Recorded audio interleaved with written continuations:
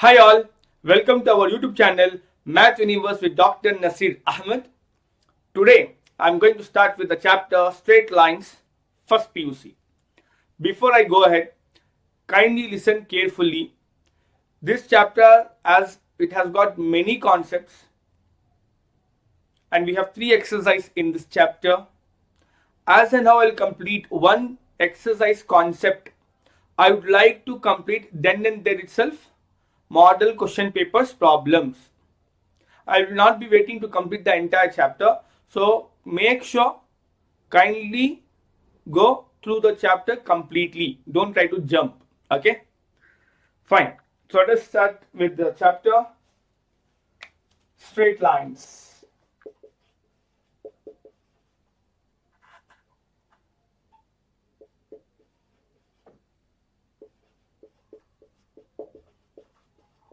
It is for first PUC and we can be assured of 9 plus marks.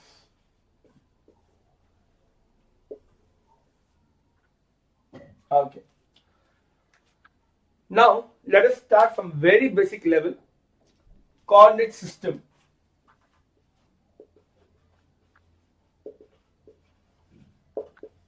We require all this knowledge. Now coming to 2-dimension, we are dealing with 2-dimension geometry, both straight lines and conic section. Now let us consider the coordinate system.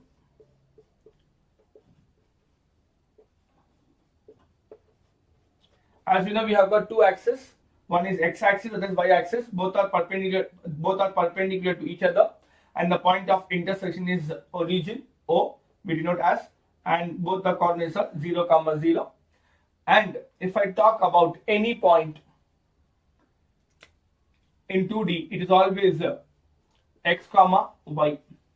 Now coming to first coordinate, this is our first coordinate. Here, both x and y coordinates are positive. Why, sir? Very simple.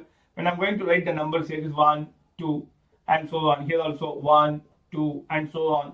Here it is -1, -2, -3, -1, -2, so on. Now here when you see x, y, the number, the x coordinate come from x-axis and y coordinate come from y-axis. So if you see whatever the sign we are giving, it is first for, this is for x coordinate and this is for y coordinate. So as you can see here, all the x values are what? Positive. Here also all the y values are positive on y-axis, and here on x-axis they are positive, so plus plus. When you see here, x values are always what? Negative. Y values always positive, so this will be what? Minus plus. Coming to the third, this is second quadrant, okay? Coming to the third quadrant, x is always negative, y is also always negative, so minus, minus. And coming to fourth quadrant, x is always positive, y is always negative, so it is plus, minus. This is the reason behind why each of the quadrant have got the sign. Okay, this is the logic. Now let us move further. I don't want to write everything in one diagram. Okay, it will be a bit more confused type. So let's have one more diagram here. They are mutually perpendicular. And it's very important to analyze this chapter geometrically. Okay, we should be able to draw the geometry. Now if we talk about any point P of x, y in 2-dimension, we call the x value, this x value we call abscissa, and y value we call ordinate, and this together we call coordinate. Okay, now let us suppose from the point P I drop a perpendicular on x-axis, so we are going just down. Yeah, perpendicular, yes, and here I'll take the point to be A. Now let us try to understand what is the length of PA and what is the coordinate of A, the point A. Just than giving the points, I would like you to understand what is the reason behind. See carefully. If we are saying that I'm standing, or we are standing in the location point P, x, y. Now slowly what we are doing is we want to reach to A. So I'm going to come down. come down, right? When I'm coming down, you see this carefully. This height is changing, but the distance between y-axis and this line is not changing.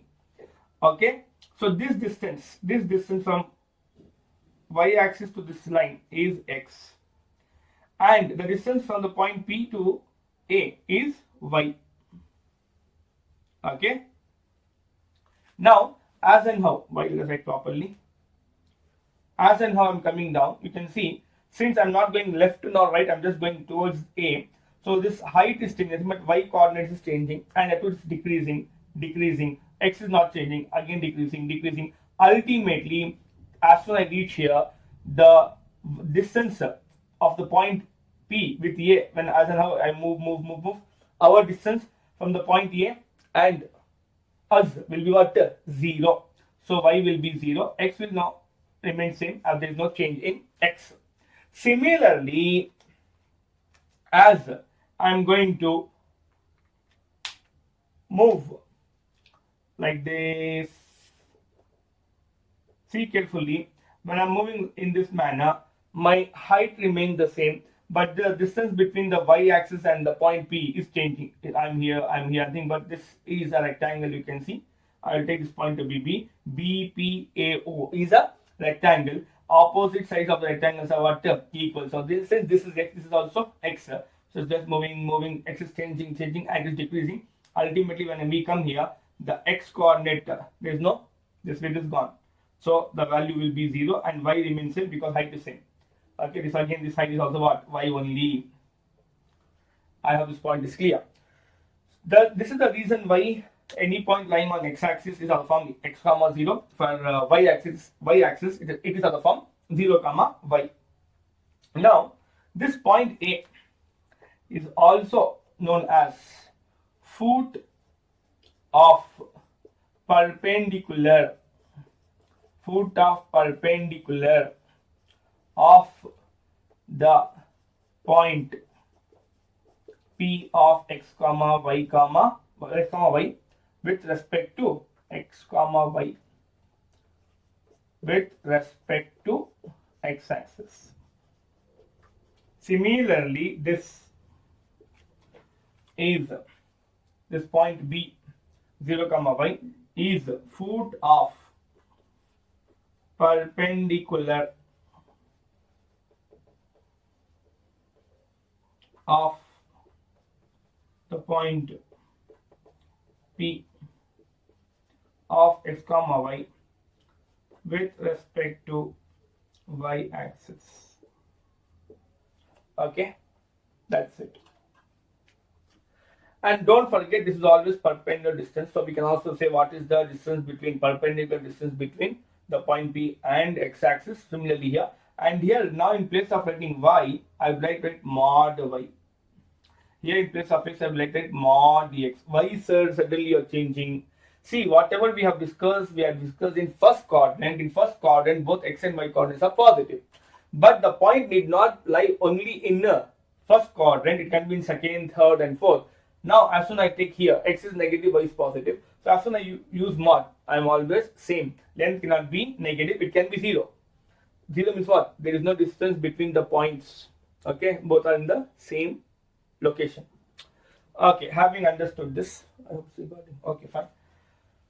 Okay, after this, let us now try to understand some of the formulas. Let us recall now. Okay, so first the formula which you had. So recapitulation of some formula. Recapitulation of formulae.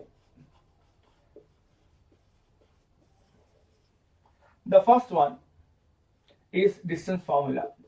Recall, why do we need distance formula? Distance formula. Yeah. Why do we need distance formula? Distance formula is used whenever we want to find distance between 2 points.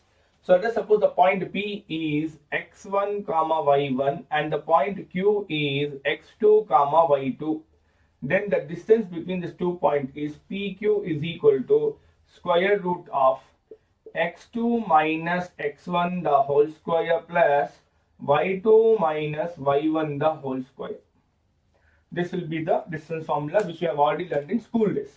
I am recalling all those formulas. Next, section formula. Why do we need section formula? Why do we need section formula? Yes, think, recall. See, let us suppose that we have a point and the line is joining to this 2 points. Only one line can pass through two different points. So this point P coordinate is x1 comma y1. The point Q coordinate is x2 comma y2. There is a point R here whose coordinate is x comma y. Now R is dividing PQ internally. Internally means the point which is of interest, which is dividing PQ, it should be within PQ, that we call internally. And here you can see there is some length here what it is dividing, and here also some length. So this ratio will take m, and this has n, nothing but m is to n is the ratio, and the point is R, which is dividing PQ within PQ, nothing but internally. So for internally, the section formula will be R of x comma y is equal to mx2 plus nx1 divided by m plus n, comma my2 plus ny1 divided by m plus n. So whenever it is dividing within the 2 points, we call internally. Now what about externally? Externally, when we say, we mean to say that,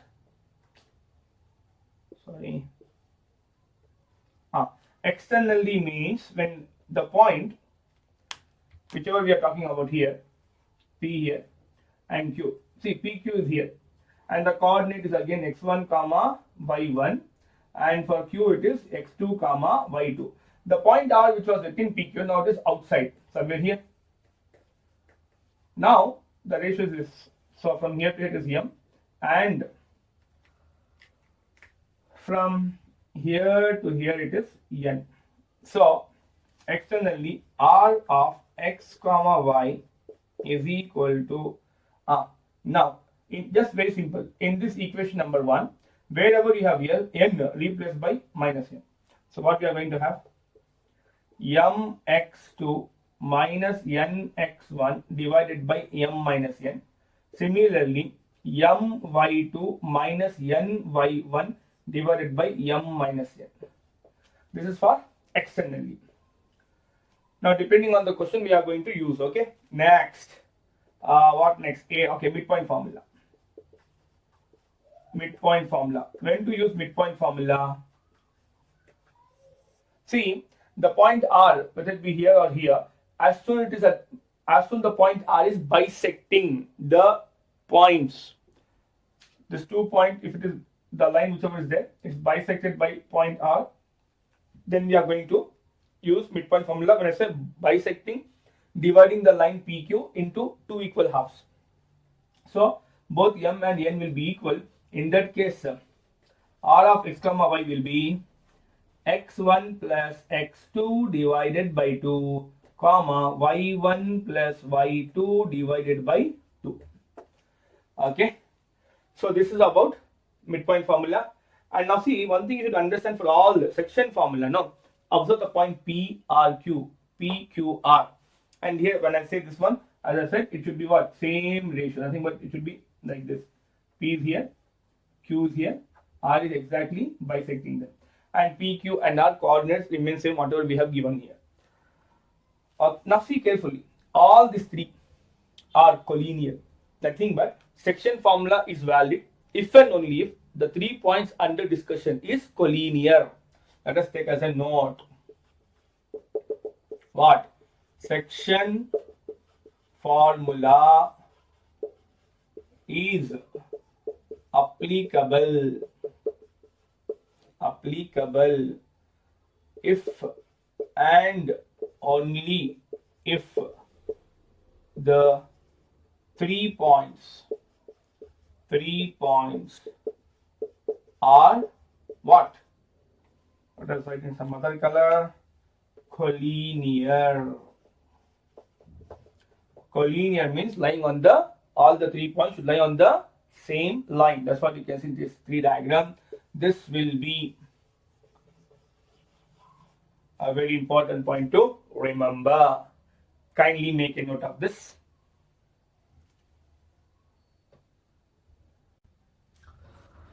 Okay, one last concept is pending, that is recapitulation part, that is on area of triangle.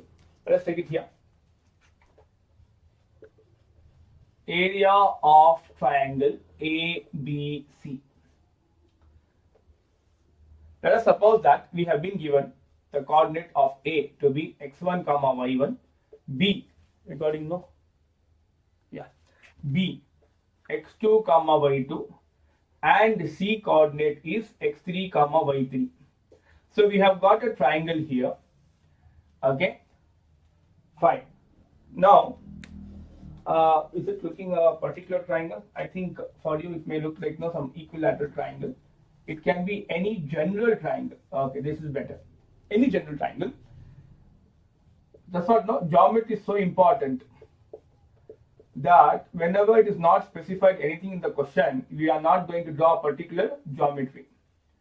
We are going to always draw general geometry. So here, this triangle, it looks like right angle, not equilateral, not isosceles. Okay.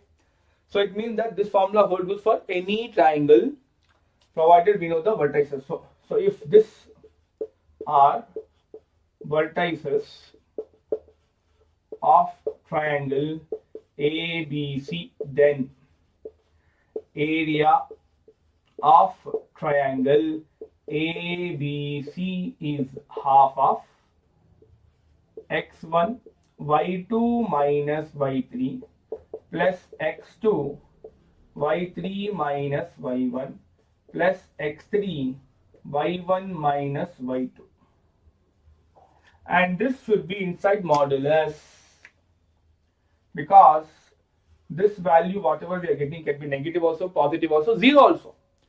Okay, now for this modulus is given so that area should not be negative, as we know this can give negative, positive as well as 0. Now why it will give negative? Now one of the reasons I would like just comment here. If you take this as your triangle, and this is after plotting on xy plane, you see the way of the order. A is there, then B, then C, correct? So it's going in which direction? Anti-clockwise direction. Anti-clockwise is always positive direction. Okay, let us suppose that you have plotted, and when you plot, the way you have chosen the point ABC, it is this, and now you see first A, then you have to go to B, then you have to go to C. I think by doing what clockwise, and clockwise is always which one? Clockwise is always negative. That's what you're going to get, negative. And the last point, what if area of triangle is 0? See, triangle is this, correct? Now let us try to understand from the geometry. There is some area here which is given by this expression, but as soon the area is 0, see carefully, if this area, whatever is there inside here, this area is gone. If area is 0, it means what? This, whatever the height is there, it's going to drop down. It will collapse. Wherever we are sitting, we are inside a volume, correct? No, right? So there is a vertical distance. Now as soon as the vertical distance is not there, the whatever the seal is there, it will come on us. So this height gone, nothing but B is as it is, C as it is. This height is gone, and this A will reach here. Nothing but BAC will be collinear. So very, very important. If area of triangle ABC is 0, don't think question is wrong, question is correct. This implies the points, which are the points A, B and C are what?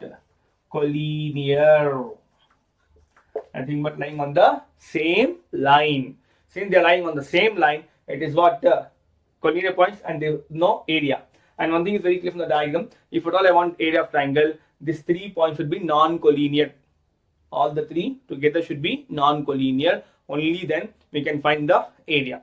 So with this, we are ready for straight lines. Kindly make a note.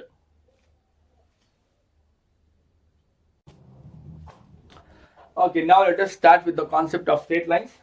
Now here, first concept we are going to discuss is inclination.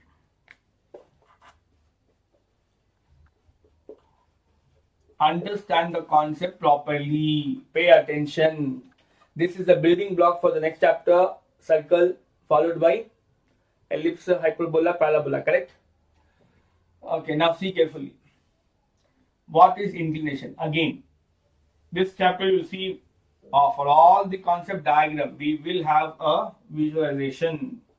See carefully, we have got the coordinate axis. They are mutually perpendicular, point of interference origin. Now, let us suppose we have a line. This line L is making some angle with x-axis.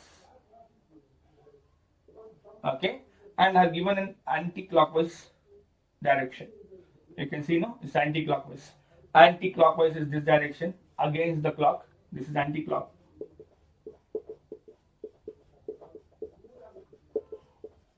Whereas clockwise is exactly how the clock, the hand watch moves. And anti-clockwise is always positive, clockwise is always negative. Now having all this, let us proceed here. What is inclination? It is an angle made by a line along positive direction of x-axis in anti-clockwise direction. Understand here. From the diagram, whatever I said will be very clear. What is inclination? It is an angle made by what? A line. With whom? Along positive direction of x-axis in anti-clockwise direction. So this is called inclination. Now one doubt will be there for the student. Sir, you said along positive direction of x-axis, but it is making angle on negative. Purposefully I have taken a negative. Try to understand the fact here. As so I can see that when this line, let us try to understand what is this along positive direction of x-axis. When this line is there, making angle with x-axis, see carefully, let it be this or here. We have angle here also and here also. Now when I say anti-clockwise and along positive direction of x-axis, I mean to say, stand here. Right side when I see, I have got positive x-axis. So I am standing here. So just see, from x-axis, I want to reach to the line. So when I want to reach from x-axis to the line, see this. I have to see, now see, when I am standing like this, where I am seeing what positive x-axis. Even if I am here also, wherever, which part of a negative axis or the on positive part of x-axis, when I want to see the angle in this direction, and just see I am rotating, it's anti-clockwise, my frame of reference will be what? A positive part of x-axis. I hope this point is clear. That's what we are saying, along positive x-axis. But if I stand here, again I am standing here only, but I am seeing negative part. When I am seeing negative part now, then what will happen? See carefully. I have to measure the angle like this. It will be what? Clockwise. That we are not saying. I have this point is clear. If I am going to stand and see the negative part of x-axis, even if I am standing here also, when I see negative part of x-axis, my angle measurement will be from here to here, which is clockwise. So we are not taking this case. I hope this point is clear. And one most important thing to be understood is that this angle from here to here is pi minus theta. By the angle of a straight line, the complete angle got 180 degree. Out of this, theta is gone. So the remaining is what? From this entire, from this correct x-axis, from this entire x-axis, 180 minus theta will be pi minus theta. Okay. Now, here one thing is very clear, that the angle is supplementary. The angle is supplementary. This would be a very important and useful fact, that if at all I know this angle, I want the other angle, just separate from 180. Okay. Now comes a very important term, slope. What is the slope of a line, or the other name, gradient? Both the name we should remember. What is slope of a line? It is tangent of inclination denoted by m. So if you are studying again what? Tan theta, we can write m. And here very important, theta should not be equal to 90 degree. Why sir? Don't forget, tan 90 is undefined.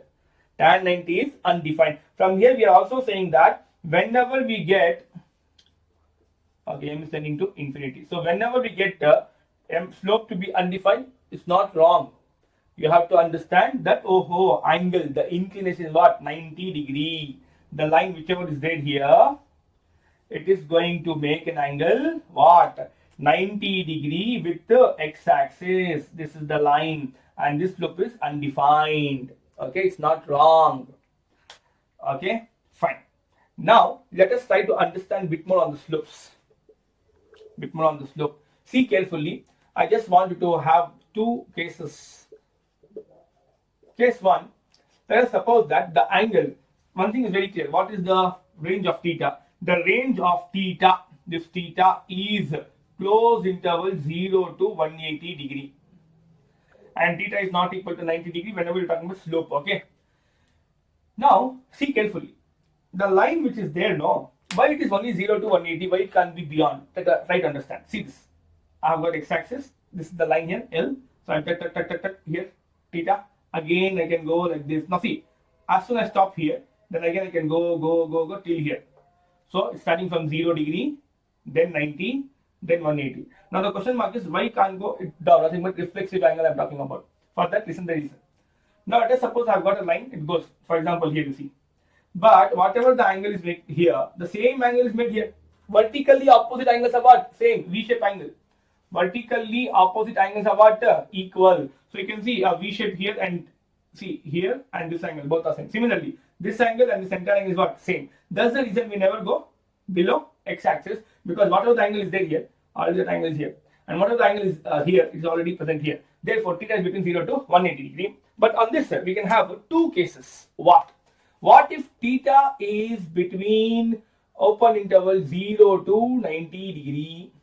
And case number 2, what if theta belongs to 90 degree to 180 degree? Okay. Now, see carefully. When I'm saying, let's have a diagram for this. I am going in detail. Make sure, listen carefully. Now, see, somewhere one line like this. This line should, the theta whichever I'm talking about, should not cross 90. Acute angle. I mean to say which one here? Acute angle. See, now theta can have only two angles. One is acute, other is obtuse, because 0 to 180. Now for acute angle, now if I talk about slope, theta is lying in first quadrant. Recall ASTC rule. First quadrant and then second quadrant. 0 to 90 degree lies on which quadrant? First quadrant. In first quadrant,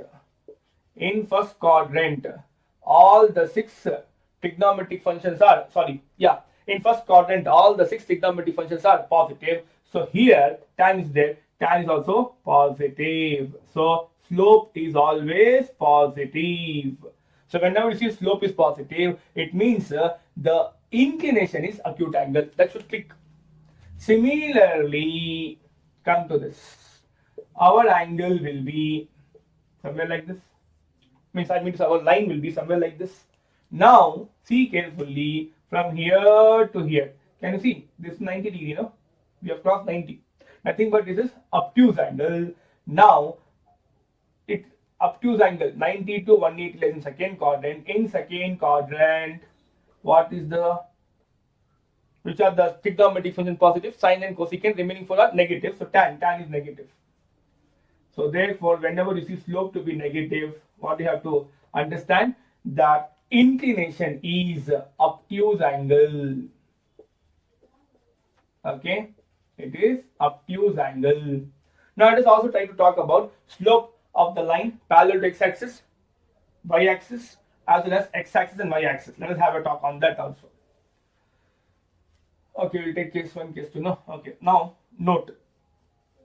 In that note 1, slope of a line parallel to x-axis.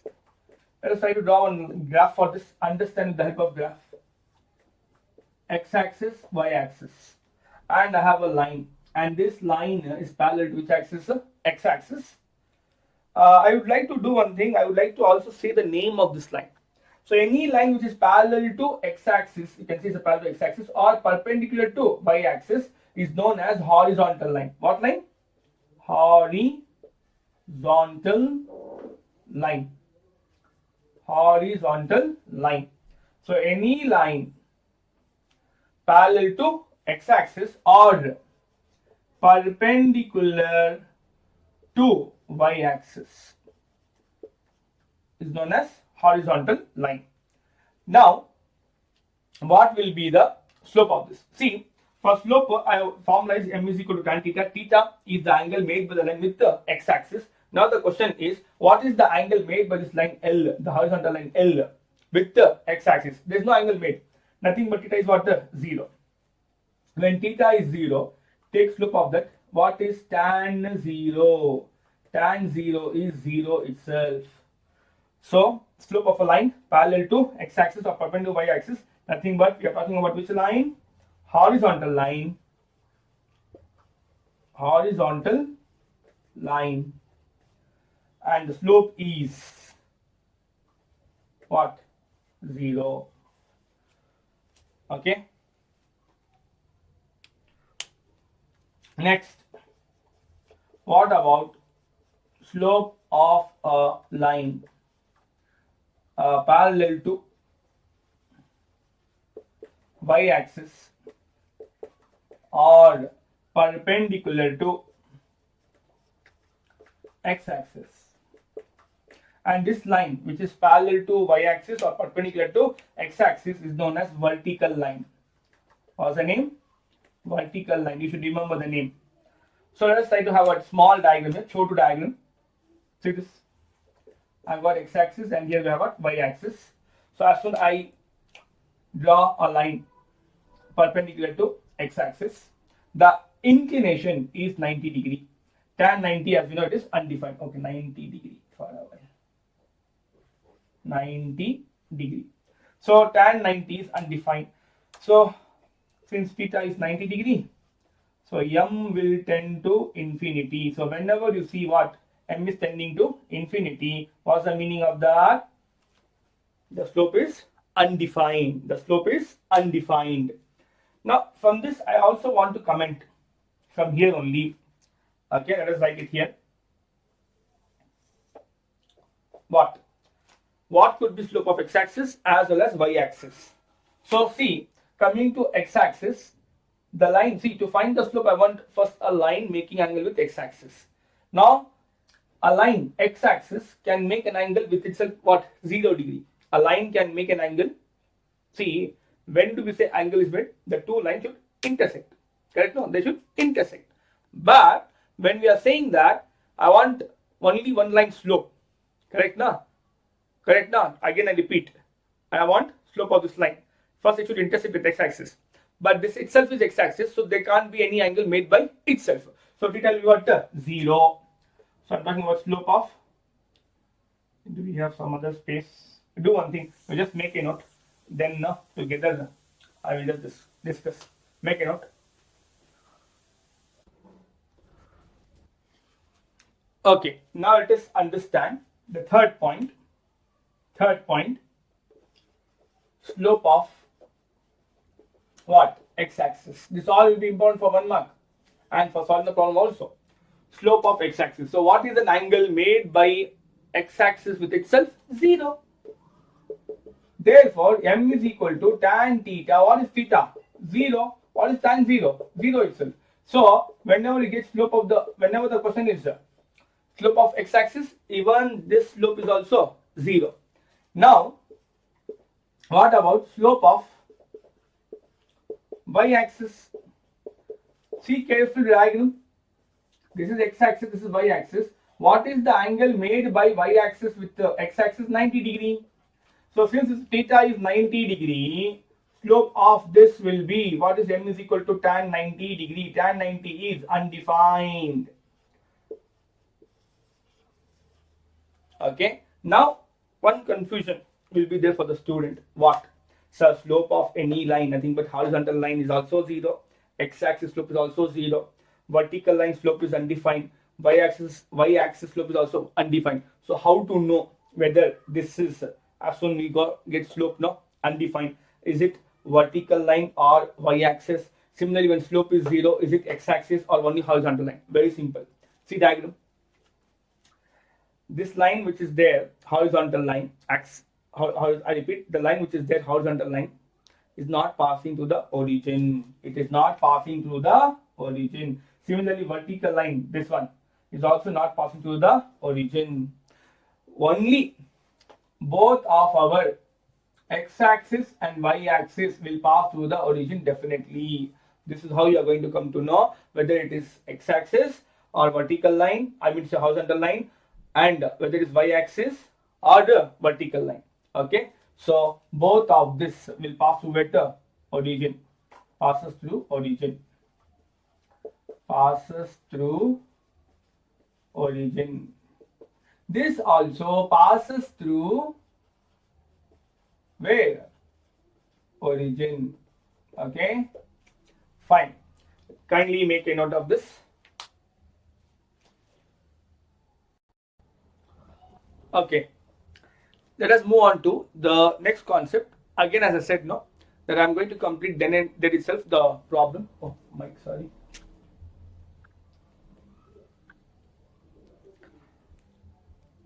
Not only that, I'm also going to cover all the 5 markers of this chapter because this is an elementary chapter for our next set of chapters.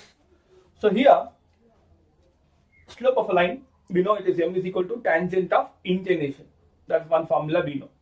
Now let us suppose that I've got a line passing through 2 points, any of the 2 points. Why 2 points, sir? Why not 1 point?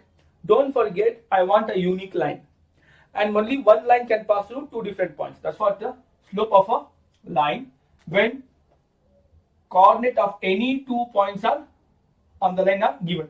Okay, so here I've taken 2 cases. Why? Theta is lying between 0 to 180 degree, the inclination. So case number 1, theta is acute. When I say theta is acute, theta is lying between 0 to 90 degree. Now I want to know the slope of this line L, small l, passing the point P, whose coordinates are x1, y1 and q, x2, y2. Recording, no? So see carefully. I'm going to drop a perpendicular here on x-axis. So a small construction we are doing, and I'm also going to drop from the point P on this line. Let us suppose this line is okay, QM here, and again here also I'm dropping a perpendicular, and this is N.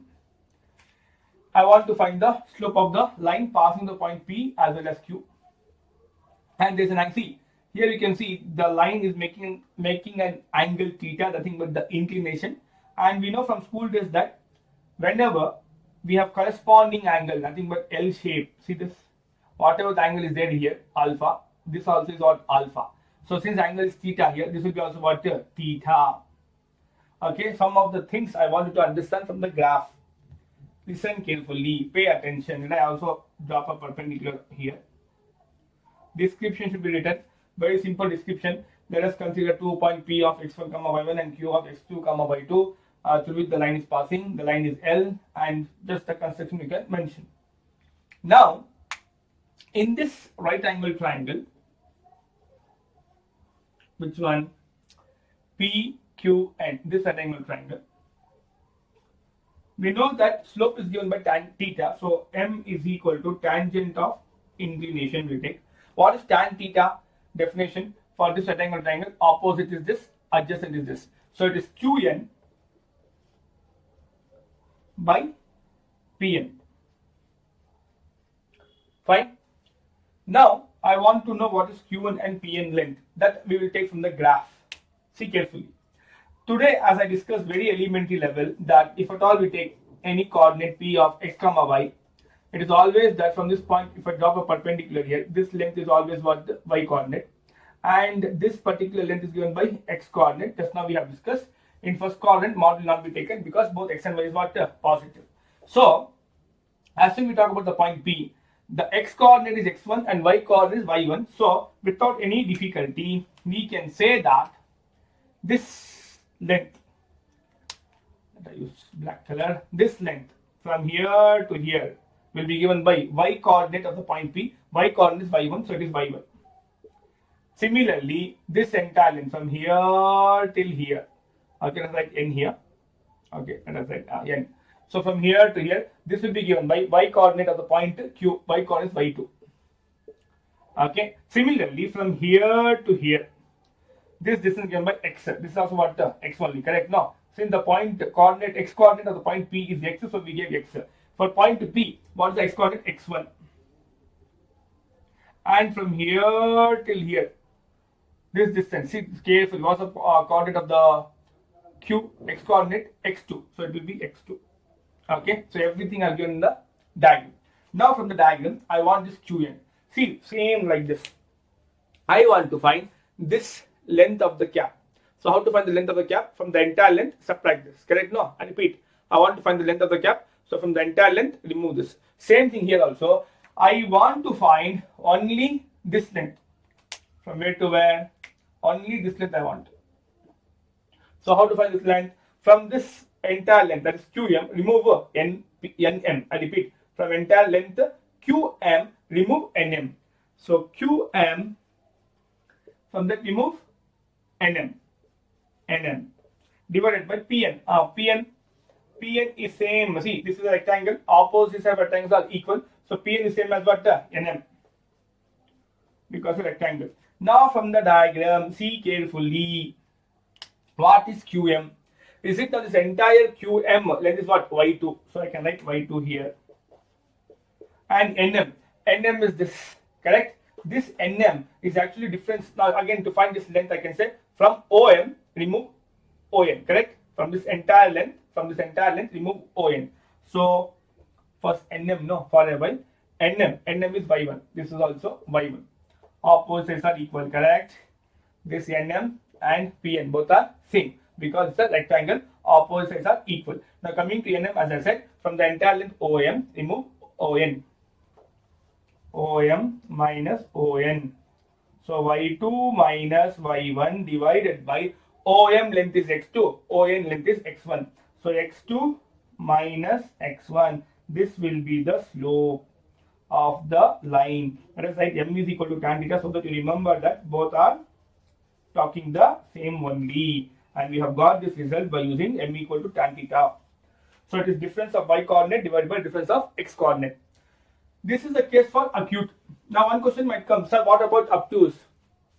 And whether some formula will remain same or change. So let us take that case, theta is obtuse. If I take obtuse, then what's the scenario? See carefully the way I have taken the line. You can see it is crossing 90 degree. So it is more than 90 but less than 180. So it is obtuse angle.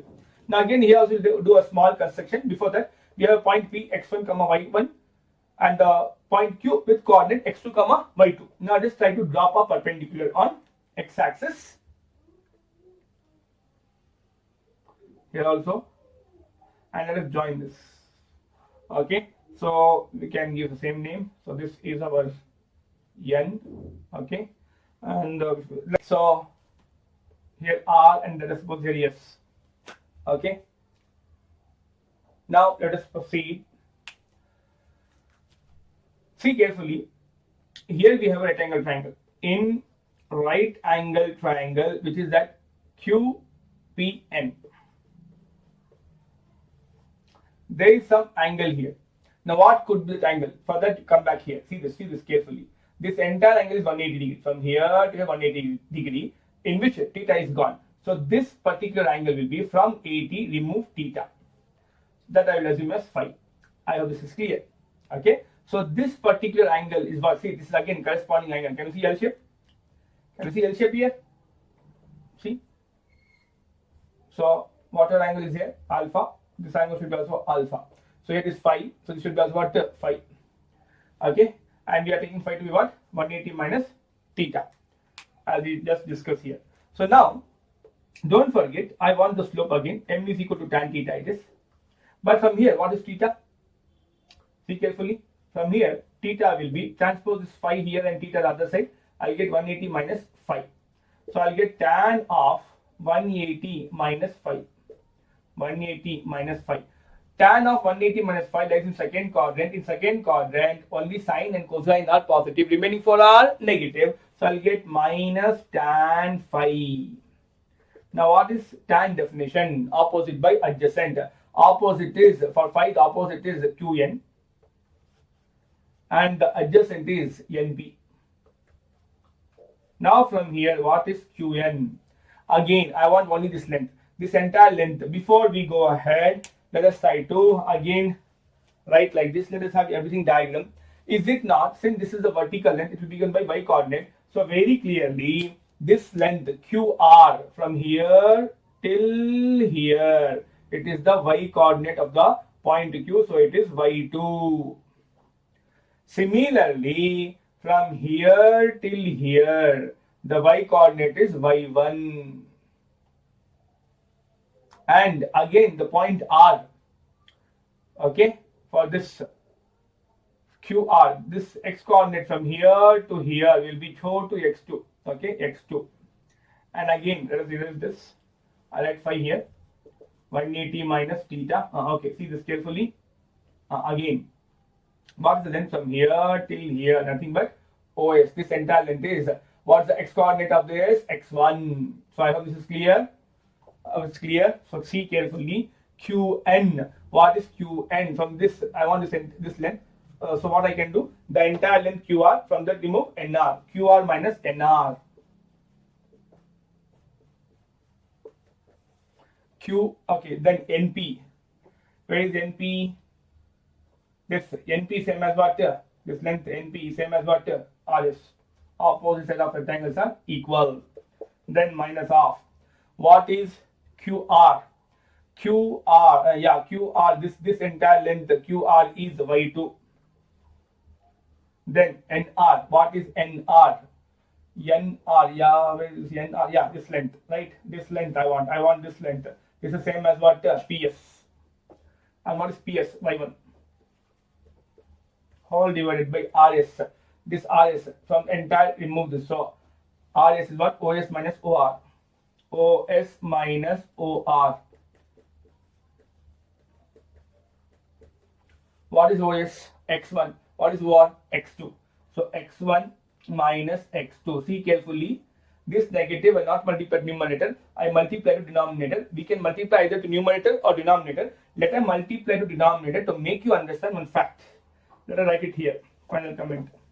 So y2 minus y1 divided by minus into minus plus. Minus into plus minus. This is the slope. This is for obtuse case. Now compare whether it is obtuse case or whether it is acute case. Both have got same y2 minus y1 in numerator. Denominator is what? X2 minus x1. So this will be the formula to find slope of a line passing through two given points. So whether it's obtuse or acute, formula is same. How to remember? Very simple.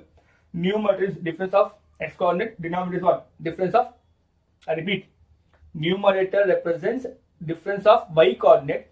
Denominator is difference of x coordinate. Okay.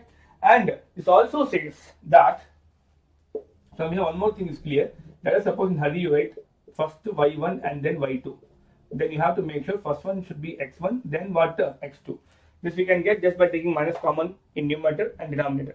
So they write like this or like this, both are same only, but you have to make sure same coordinate, first, second, or second, first. So with this derivation completed, kindly make a note of this.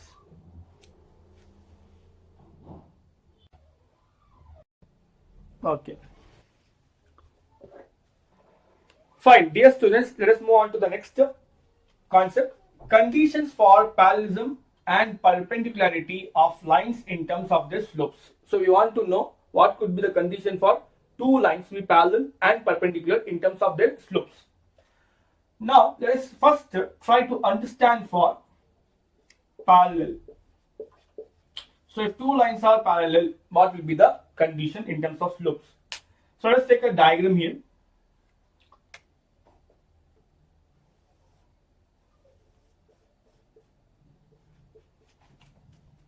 Oh, this is now better. y-axis and this is x-axis. Point of intersection is okay, fine, 0. Now let us suppose I have got two lines. Line number 1, line number 2. Okay, this right, this y dash here. Now these two lines are taken as parallel. L1 is parallel to L2. Now I want to know what is the condition. Now let us suppose the line L1 is making an inclination and that inclination is what? Alpha 1. And L2 is making an angle with x-axis, that is alpha 2. Now since alpha 1 is the inclination of line L1, therefore for this line L1 the slope will be m is equal to tan alpha 1. As you know, as soon as we take tan on inclination we get slope. So I'll take as m1. See, if you have got 2 points, what we do? Interpreting x comma y, right? x1 comma y1, and one more is x2 comma y2. Why? So that we can easily point out about which point we are talking about. Similarly, since we have got more than one slope now, we will give index m1. Even for the angle also alpha 1, alpha 2, okay? So that we can identify when I say slope m1, oh, I'm talking about the line L1 slope. Now, for this also, the slope is m2 and it is tan of alpha 2. Now let us go one by one. Now since the lines are what? Parallel, from school days, can you see? It's a corresponding angle. It's a corresponding angle. So this implies that alpha 1 should be equal to alpha 2. If I take tan on both the side also, tangent angles are equal. Be careful, don't get shocked. How come tan can be equal, sir? Our inclination is only between 0 to pi. Between 0 to pi, tan will not repeat its value. 0 to pi by 2 tan is positive. Pi by 2 to pi tan is negative. So there is no case of repeating the value. And what is tan of alpha 1 here? m1. Tan of alpha 2, m2. So m1 is equal to m2. Okay, this is the condition for the two lines to be what? Parallel. See, here I assume that if the lines are parallel, then I got this. What about converse?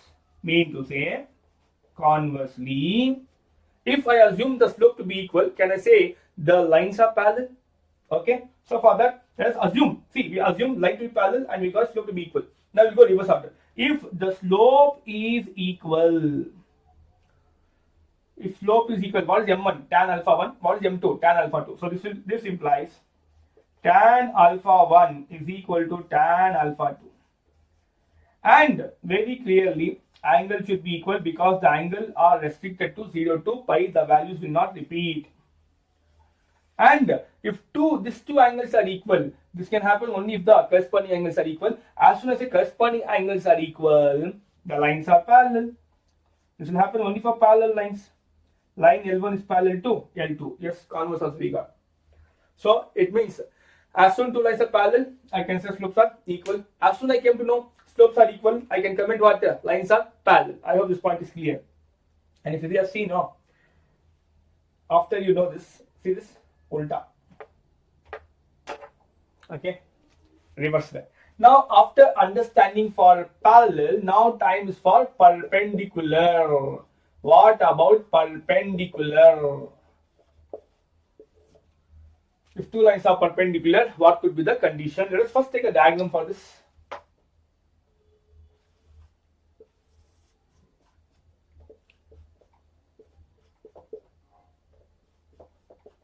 So here we have a line and one more line, and the angle made here is 90 degree. Let's suppose this line is L1, this line is L2. As soon as I said this line is L1, the slope of this line will be m1 is equal to tan alpha. Okay, this angle I'll take as alpha 1. So the angle will be alpha 1 for this, and for this the angle I'm taking as alpha 2. So for this m2 is equal to tan of alpha 2. Okay, tangent of angle, that will give what? Tangent of inclination will give what? Slope. So I hope this is clear. Now we have to go one by one. Now first thing, suppose if, then I think if suppose is better. Here also I like suppose. Okay, suppose. So here also suppose what? Lines are perpendicular. lines are perpendicular. Nothing but L1 is perpendicular to L2. Now, see carefully from the triangle. Which triangle? Let us name this A, B, C. This triangle. Let I highlight this triangle. In this in this triangle, not right angle triangle, in this triangle, so let us apply one school test concept. Is it the sum of two interior angles is equal to exterior? This angle is also 90 degree because vertically opposite angle. So can I say that alpha 1 plus 90 degree is equal to alpha 2? Sum of two interior angle is equal to exterior angle. Now from here, if let us proceed from here.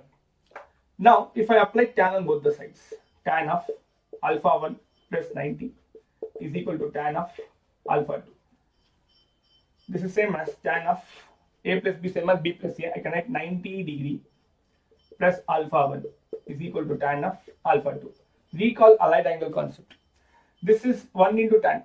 So since this is 1 into 90. 90 multiple is 1. So tan will change to cot alpha 1 and 90 plus theta lies in second quadrant. Correct? Yeah, alpha lies in second quadrant. In second quadrant only sine and cosecant are positive, remaining all are what? Negative. Remaining all are negative. So only in second quadrant sine and cosecant are positive, remaining for negative. So tan will be now with minus sign and is equal to tan alpha 2. But I have got slope in terms of what? Tan. So this one can't I rewrite as minus 1 divided by tan alpha 1 is equal to tan alpha 2. From here very clearly alpha this is. So minus 1 by tan alpha 1. What is tan alpha 1? M1. Tan alpha 2 M2. Now cross multiply. This implies M1 in M2 is equal to minus 1. Oh, okay. This is the condition for two lines be what? Perpendicular. That product of the slope should be equal to minus 1. You got it now? Now what if conversely? Suppose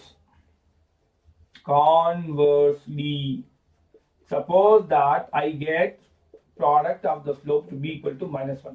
Can I always comment that the lines are perpendicular? That's our question. Don't forget what is M1? Tan alpha 1. M2 is tan alpha 2. Let us substitute here. Tan alpha 1 into tan alpha 2 is equal to minus 1. One of them I can cross multiply this one.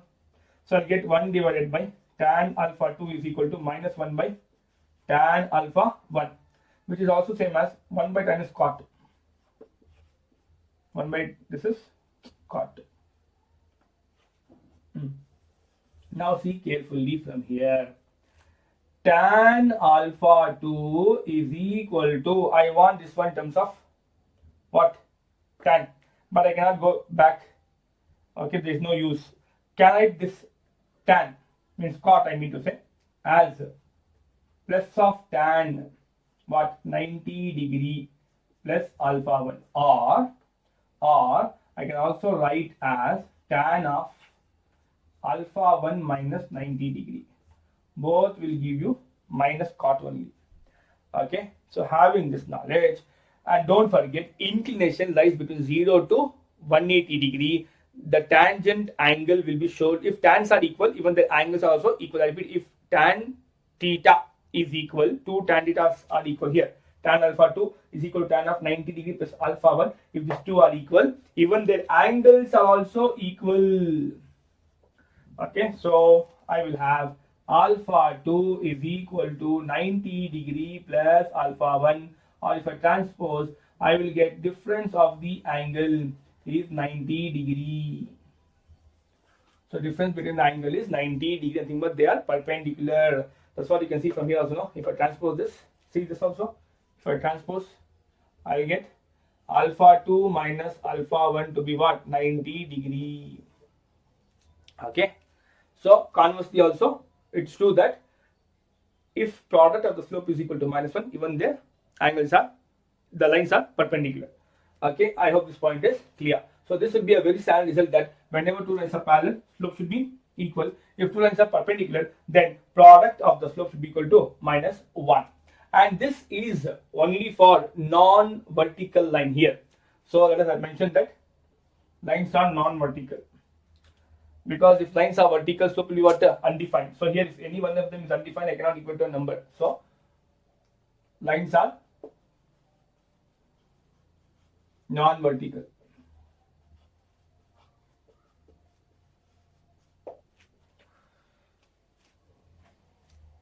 Here same thing, lines are non-vertical.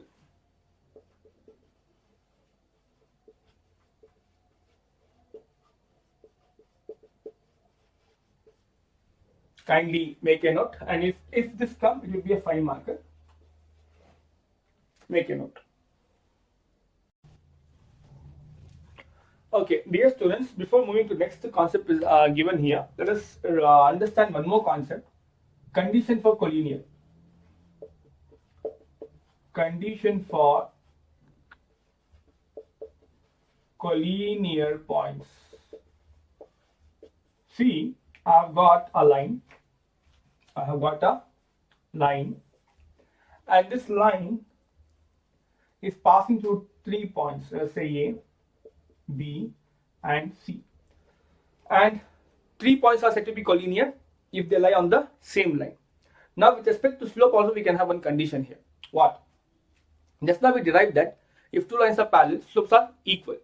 If two lines are parallel, then the slopes are equal. And what is the angle between these two lines? 0. Why? They're not making any intersection like this. Correct now? So whenever two lines are parallel, we can say it's parallel provided angle is 0. What is the angle made by a line with itself? 0. So every line, I can say every line is parallel to itself. Every line is parallel to itself. So I can say that slope of AB, I'm not writing M1 here.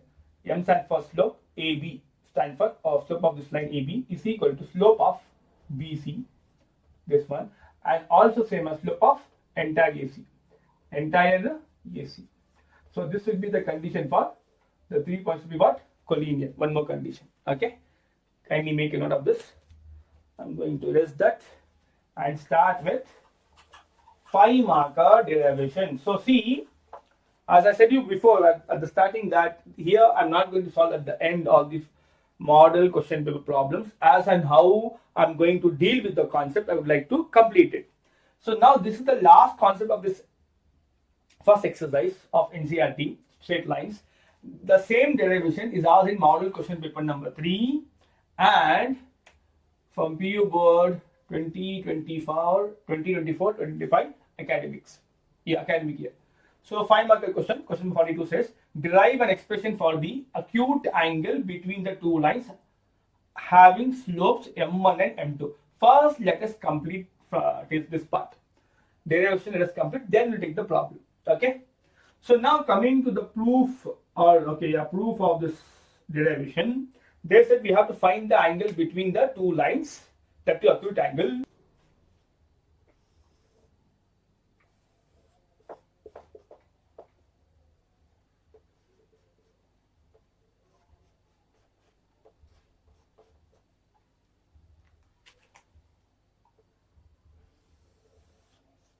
Line L1. Okay. And there is one more line like this. L2. Now this line L1 is making angle alpha 1 with x-axis. Therefore, the slope of this line will be M1 is equal to tan of alpha 1. This line L2 is making an angle here, that is alpha 2, and this slope will be M2 is equal to tan of alpha 2. Now you see very clearly that an angle is formed here. This angle is theta. This angle theta is angle between the line L2 as well as L1. And we can see one triangle is also formed here. A, B, C. Let us highlight the triangle. See carefully this triangle. A, B, C. Now see carefully. Can you see again, two interior angle is there and one exterior angle. So sum of two interior angle is equal to exterior angle. So proof is starting now. So in triangle ABC, sum of two interior angle alpha 2 plus theta is equal to what? Exterior angle alpha 1. Okay. Now let us solve for theta, because our thing is what? To find angle between the two lines, that is theta here. So solve for theta. Theta is equal to alpha 2 minus alpha 1. Now since we have got everything in terms of what? Tan. You can see here also tan. It's here also tan. So let's take tan on both the sides. If I take tan on both the sides, as mentioned that taking tan on both sides for your reference, okay? So you should know how come tan came. Now why only tan? Because slope I want, in terms of slope I want, that's what they said, no? Having the slopes, okay. Now just see this. This is almost a formula, compound angle formula. What is tan of x minus y? Tan of x minus y is tan x minus tan y divided by 1 plus tan x tan y. Yes or no? So in place of x and y, what do we have? Alpha 2 and alpha 1. So this will be my, if I compare with the formula, x and y. So this will be my x and this will be our y. Let us write down tan alpha 2 minus tan alpha 1 divided by 1 plus tan alpha 2 into tan alpha 1. But what is tan alpha 2? M2. What is tan alpha 1? M1. So let's substitute. This is M2. This is M1 divided by 1 plus again tan alpha 2 M2 and tan alpha 1 M1. And left hand side, don't forget tan theta. So this is what? The formula to find tangent angle. Now, one thing to be analyzed, theta, the way it is taken, now very clear, theta is acute here. Theta is acute. But it can also happen, see carefully, this angle. See, whenever two lines intersect, no, there are four angles formed actually. How many? Four. See, theta which we found, and there is angle here also. But these are vertically opposite angle, due to which this is also what? Theta. Okay. And there is one more angle here. This angle and the angle which is when both are same, again vertical opposite angle. Now the question mark is, okay, theta we wanted to find, we have found it. Okay, this job is done. How to find this angle? How to find this angle? See carefully, this line, okay, L2. This entire angle from here till here, I repeat, from here till here, what's the angle? 180. From in which theta is gone, so minus theta. Okay, so this angle, which angle? This particular angle is what? 180 minus theta. I want to find this angle. How to find? Again, take suppose obtuse angle. I'll give the heading. Now what I will say? 180 minus theta, angle is phi. I want to find what will be the tangent angle of this. Very simple. Take tan on both the sides. Tan phi is equal to tan of 180 minus theta. It lies in second quadrant. In second quadrant, 180 minus theta, either sine and cosecant are positive, remaining four are negative. So I'll get that minus of tan theta. But what is tan theta from equation number 1? This is 1, mind it. So what will get? Minus r, minus r it is. This tan theta will be this, nothing but m2 minus m1 divided by 1 plus m2 m1 or m1 m2, both are same. See carefully, this is for obtuse angle. Now I will take this as equation number 2. Try to combine both. Recall mod definition. What is mod x? It is plus x if x is positive, minus x when x is negative, 0 when x is 0. So we are just trying to go from right to left now. We are going to go from where to where? Right to left. If x is positive, plus x, x is negative, minus x, both are taken under the mod. So you can just think like this. that this entire term is our x and the sign is plus here. Again, this entire term is here x minus, minus. So I want to combine both. When I want to combine, so combining what? 1 and 2, what I will get? Tan theta is equal to, from right to left, plus x when x is positive, minus x when x is negative. This entire thing is positive, then this entire thing is having negative, then I have got minus. So I can combine, I'll get modulus of m2 minus m1 divided by 1 plus m1 into m2. This will be the formula, and this will only give acute angle because mod is there. Okay, and again, denominator should not be equal to 0, nothing but 1 plus m1 into m2 should not be equal to 0. Should not be equal to 0. Just see carefully that. Solve for m1, m2. m1 plus m2 should not be equal to minus 1. Okay. The lines should not be perpendicular to apply formula. That's what, no? Let us suppose you apply also. Lines are perpendicular. You didn't notice. And you applied. Then what will happen here? m2, m1, product dot minus 1. 1 minus 1 will be 0. Number by 0 is undefined. Tan is defined. Tan is undefined. Again, I repeat. If you by chance get a problem on finding the angle between the two lines and the lines are perpendicular, you have not noticed that. We can notice that also. Shortly I will explain that after I come to this problem. Let us suppose you have not noticed and take this formula and substitute it. When you are going to simplify this, since the lines are perpendicular, we will get what? m1 into m2 is equal to minus 1. So this will be minus 1. According to minus 1. So minus 1 plus 1 will be what? 0. Number by 0 is what? Undefined. Tan is undefined for which angle? 90 degree. We are only between 0 to 180 in the chapter straight lines. Okay, for inclination. Yes, I hope the things are clear. We have to complete the problem. First, you make a note. Before we wind up, how are you going to find obtuse angle? Because it will give only acute. Very simple. Obtuse angle is given by this. As soon as you find acute angle, substitute here. This will give you what? Obtuse angle 180 minus theta. Okay, fine. Kindly make a note of this.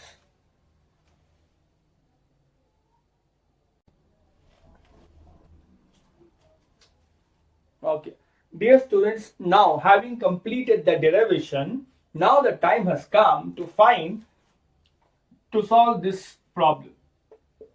Okay, it's a part of the 5 marker. Okay, solution for the problem now. So I'm solving the problem. Question says, and hence find the slopes of the lines. Slopes of the lines. Whatever there in English language, let us write in mathematical language. Find the slope of the line. So m1 and m2.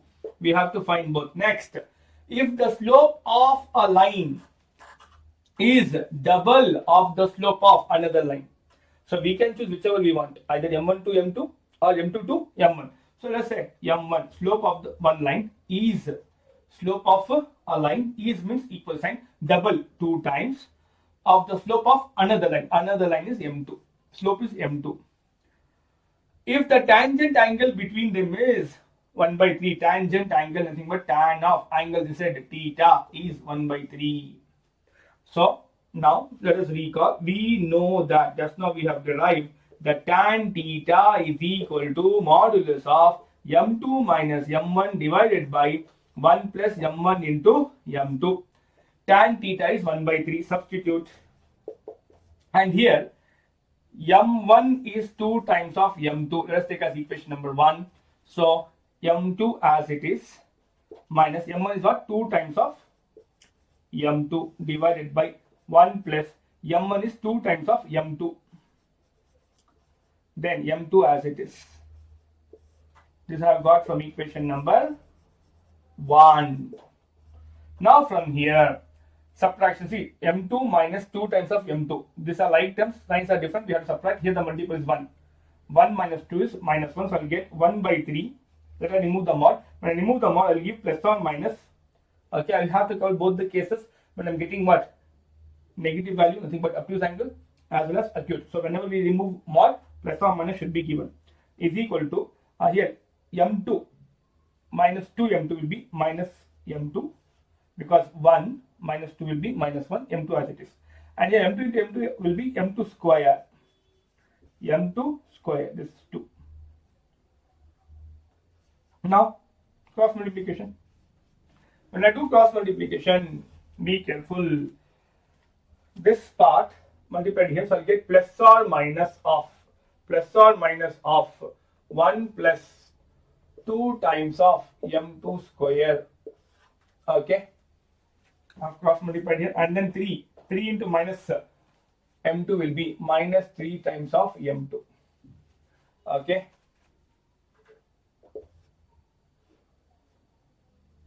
fine. Yeah, perfect. Yes, now we have got two equations. One is with plus sign, plus of 1 plus 2 m2 square is equal to minus 3 m2, or minus of this, minus of 1 plus 2 m2 square is equal to minus 3 m2. Now it's a quadratic equation in terms of m2. So just we have to simplify. Come on, transpose this. We will get, first I write in order 2m2 square. This I wrote. When I transpose this, I will get plus 3m2. Then here plus 1 is equal to 0. I have transposed and I have rearranged in terms of degree 2, degree 1 and constants. A quadratic, either by formula method or method of factorization we can apply. And then apply method of factorization. 2 into 1 is 2. So if I write 2 here, factorize 2 ones are. So here very clearly 2 plus 1 is what? 3. Yes, I got the factors. 2m2 square plus 3 I can add as 1 plus 2 plus 1. So 2 times of m2 plus 1 times of m2 plus 1 is equal to 0. Now what is common in this? Common is 2 times of m2. So remaining will be m2 is remaining. Then plus into plus plus 2 times of m2 1. Then plus here nothing is common. So whenever nothing is common, always 1 is common, because 1 into any number is same number. So m2 plus 1 is equal to 0. So here you can see this is, yes, we got common factors. If you're not getting common factors, there can be two things: either the problem given to you is not factorizable, then you have to apply formula, otherwise you have to do some error. Okay, now the other term, it is 2m2 plus 1 is equal to 0. Is it recording? Yes. Now product of two terms is equal to 0. So m2 plus 1 is equal to 0, or 2m2 plus 1 is equal to 0. If I equate to 0, I'll get m2 is equal to minus 1 just by transpose, or for this 2m2 is equal to minus 1, or m2 is equal to minus 1 by 2. Okay, now I want both the slope. Now they said find both the slope, find slope of both the lines. Nothing but here you can see m1, m2. Now I got m2. How to get m1? Very simple. From this, substitute in equation number 1 here. Then we have m1 is equal to 2 times of m2 is minus 1. So 2 into minus 1 is minus 2. So this is your m1. Similarly, for this m2 is equal to minus half. Again substitute in 1. When I substitute in 1, this will give us a what? m1 is equal to 2 times of m2 is minus half. 2 and half will get cancelled. This will give us m1 is equal to minus 1. Okay, I hope this part is clear. So for this acute, these are the answers. Now let us come to obtuse. Now again, see, in place of multiplying negative in then transpose, if I just directly transpose, then I'll get 0 is equal to, this minus will convert to plus. So 1 plus 2m2 square plus, sorry, minus 3m2. Now here, first degree 2, then degree 1, and then 1 equal to 0. 2 ones are 2. I want minus 3. Okay, 2 ones are 2 is 2. Even if I divide, I'll get 2 and 1 here factors. Now since I want minus 3, I can take as minus 2 minus 1. Minus 2 minus 1 is what? Minus 3. Correct? No?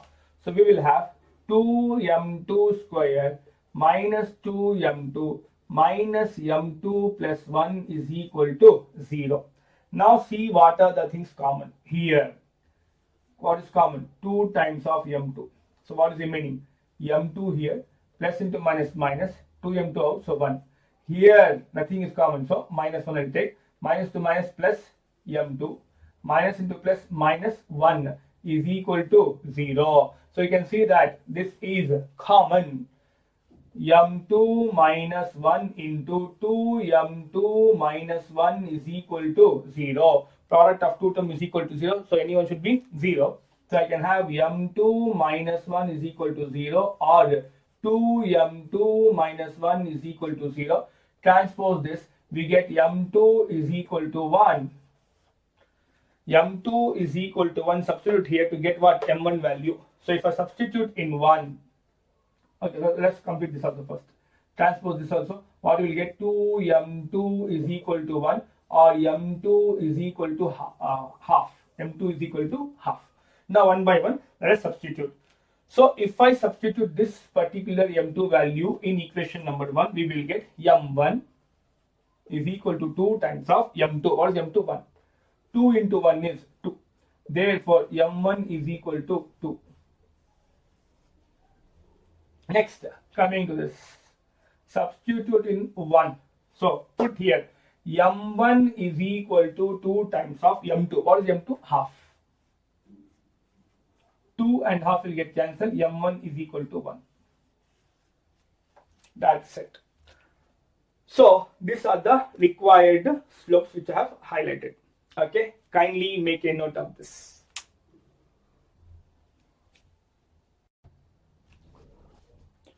Okay, dear students, from the same model paper, question number 8, 1 marker question. This is going completely with the basic knowledge of coordinate system, which I just introduced when I started. I just started this class at the beginning. Coordinate system I discussed. See the question. Statement number 1. Assertion, isn't that question it is? Where, see, this type of question, and now you see statement number 1, statement number 2. This is called assertion reason type question, where you have to check both the statement true or false. In case both are true, then we'll be having one option, something like this. Statement 2 is a correct explanation for statement 1. One more will be statement 2 is not a correct explanation for statement number 1. Now, this will happen only if both the statements are true. In that regard, what you have to do, if both are true, now how to comment whether it is correct explanation? Nothing but statement 2 is a correct explanation for statement 1. If at all I am using the facts of statement 2 to get the result of statement number 1, only then it's a correct explanation. But if I'm not using the fact of statement number 2 to get the result for statement number 1, then it's not a correct explanation. Okay. Now, statement number 1 says the point, the point 0, 2 is a 2 units distance from x-axis above the origin. Try to draw the graph of this. Graph will sort out the things. 0, 2 lies on which axis? Y-axis. Because we know any point lying on y-axis is of the form 0, y. So 0, 2 is somewhere here. Now read this point.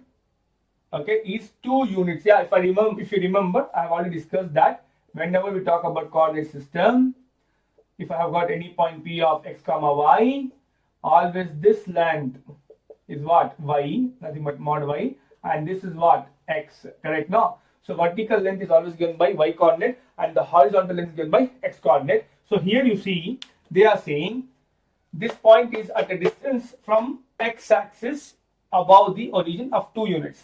This is the origin, and this length whichever is there is vertical length given by y coordinate. This is your x coordinate and this is your y coordinate. Yeah, the length is 2 and it is above the x-axis and it is at a distance of x-axis above the origin. Yeah, above the origin is there, and from x-axis, yes, this is the distance from x-axis only.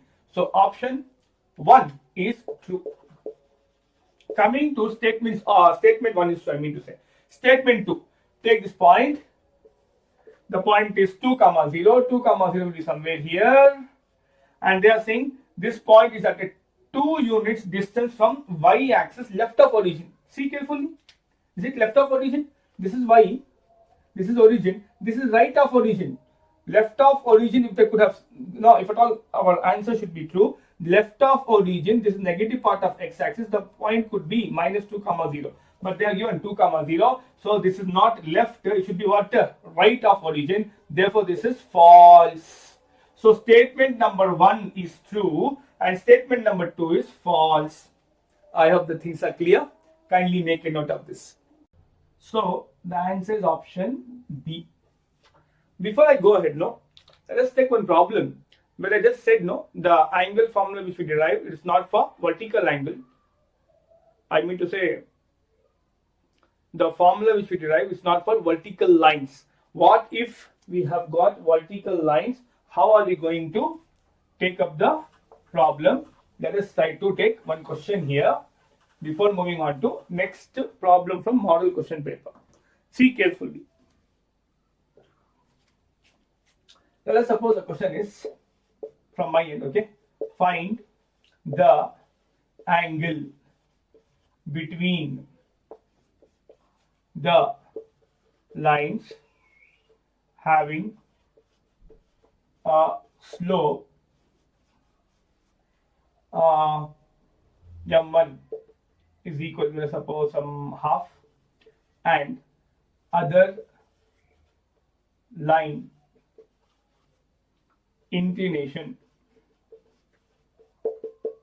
let us take this as 1, okay? Inclination is 90 degree. I want to find the angle. One line slope is 1, other line inclination given as 90 degree. So surely if you think of using this formula, which we have just derived, there is a problem here. What? M1, okay, you can substitute, but here for the second line, the angle is alpha 2 if I take with x-axis inclination. If I find tan 90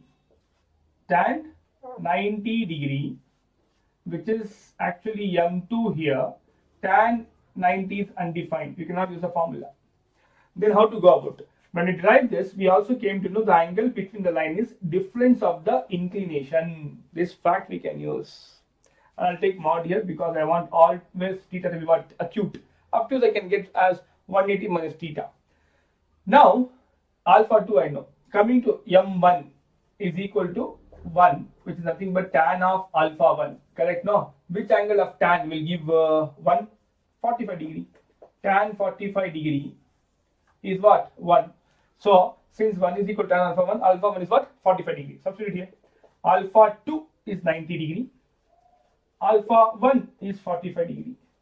So, answer is what? 45 degree. This is the acute angle. Let us suppose this is what? Acute angle.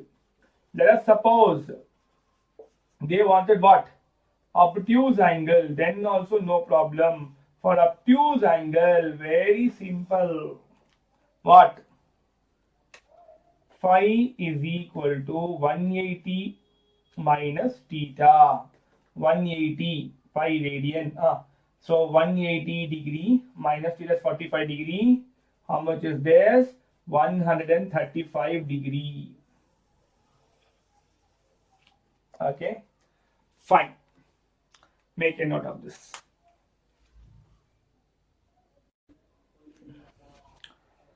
Dear students, let us move on to the next problem from model question paper number 1, and it's a 3-marker question. Again, I'm saying repeatedly, I'm going with the concept. As soon as I finish the concept of the first exercise 9.1, I'm trying to take all the problems of this exercise. Question says, if the angle between the two lines is pi by 4. So angle between the two lines is taken as theta in our concept. So it's pi by 4. And slope of one of the line is half. Slope of one of the line is half. Okay. Find the slope of the other line. So I have to find what is the slope of the second line, which we have taken as m2. Recall formula to find angle between the lines. What is angle between two lines formula? Angle between the two lines is given by tan theta is equal to modulus of m2 minus m1 divided by 1 plus m1 into m2. Theta is pi by 4, so tan pi by 4 is equal to m2 we have to find, m1 is half, so you can just substitute, and again 1 plus m1 is half, and m2 remains m2 itself. Now tan pi by 4 is 1. I want to remove the mod, so I am going to give plus or minus, mean to say I want both acute and obtuse. Now m2 minus half divided by 1 plus 1 into m2 will be m2 divided by 2. Cross multiply. It's recording, no? When I cross multiply, plus or minus of 1 plus m2 by 2 into this will be the same 1 plus m2 by 2. Okay, yeah, right, yes, is equal to m2 minus half. Now from here, let us simplify. LCM if I take LCM, here nothing is there, means 1. So LCM of 2 and 1 is 2. So here 2 plus m2, I don't think it's a problem, is equal to, again here nothing is there, means 1. LCM of 1 and 2 is 2. 2 by 1 is 2. 2 into m2 is 2 m2 minus 2 and half will get 2 and half will get cancelled. I'll get into 1 here, so minus 1. 2 on either side will get cancelled. Now from here we have two equations. One with plus of 2 minus, okay, plus m2 is equal to 2 times of m2 minus 1, or minus of 2 plus m2 is equal to 2 m2 minus 1. A linear equation we have this time. Just we have to solve for m2. So I can take this m2 the other side and this minus 1 here. So I have 2 plus 1 is equal to 2 m2 as it is, and this will be minus m2. So I'll get this as m2. 2 m2 minus m2 will be m2. 2 plus 1 is 3. I got slope here, and or one more thing, minus into plus will be minus, means one more slope we are going to find. Minus to plus is minus, then 2 m2 minus 1. Take m2 the other side and minus 1 here. So we are going to have minus 2 plus 1 is equal to 2 m2 plus m2. 2 m2 plus m2 will be 3 times of m2. Minus 2 plus 1 will be minus 1. Or cross multiply 3. Minus 1 by 3 will be the slope of the second line. Either slope will be 3 or minus 1 by 3. So with this we have completed all the problems. Oh. Okay. So dear students, having completed the first exercise problems, now it's time to proceed with the next concept. Let us proceed. The next concept is various forms of the equation of a line. So see, of a line, we have only one line, but for that there are various forms to find. Okay, so under different conditions we are going to have equation of a line. Now let us try to go one by one. Now in this, the first one is vertical line. See, we have already discussed what is vertical line. Any line, let us again write definition of vertical line. Any line perpendicular to x-axis or parallel to y-axis. Now, if I just try to draw the graph of this,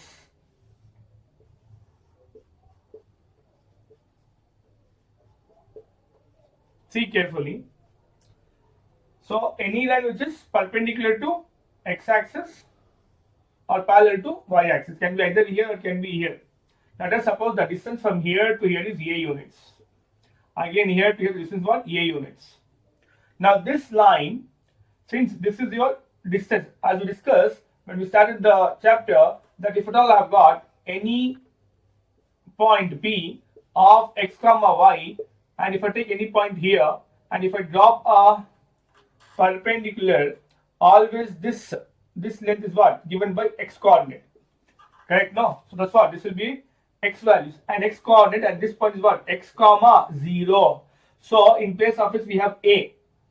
and this will be a comma 0, and this is positive part of x-axis. Here also see this a is a distance between the y-axis and this line which is perpendicular to x-axis, and this point will be minus a comma 0 because negative part of x-axis. So the equation of this line which is vertical line is, this is x is equal to plus a and this is x is equal to minus a. So whenever you say vertical line, x is equal to plus a or minus, anything but x equal to constant. X equal to constant. Whenever you see x is equal to constant, it will be what? Equation of vertical line. Okay. Let's move on to second. But before that, recall we have also discussed the slope. So the slope, whenever you see this one, slope is always undefined and inclination is always 90 degree. This we have already discussed. Now, what about horizontal line? What is the definition of horizontal line? Let us recall again. Any line parallel to x-axis or perpendicular to y-axis. Okay. Now, let us again take a diagram. See carefully.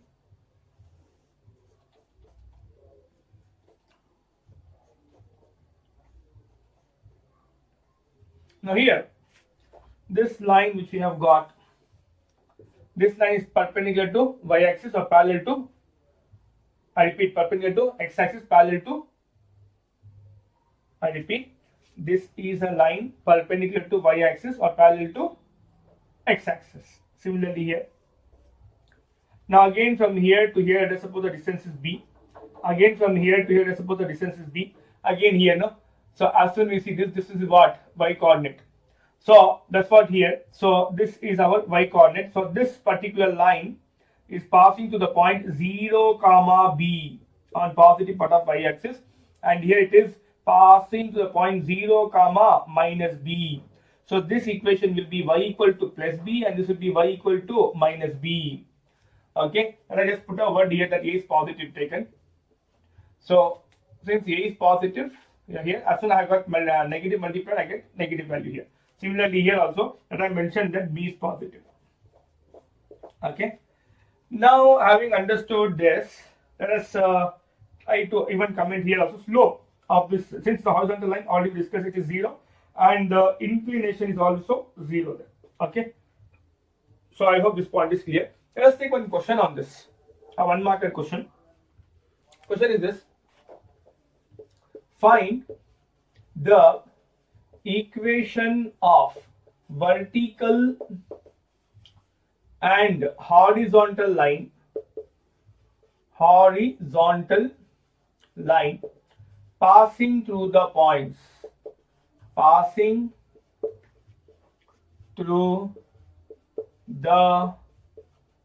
let's have a point, say some 3 comma minus 2.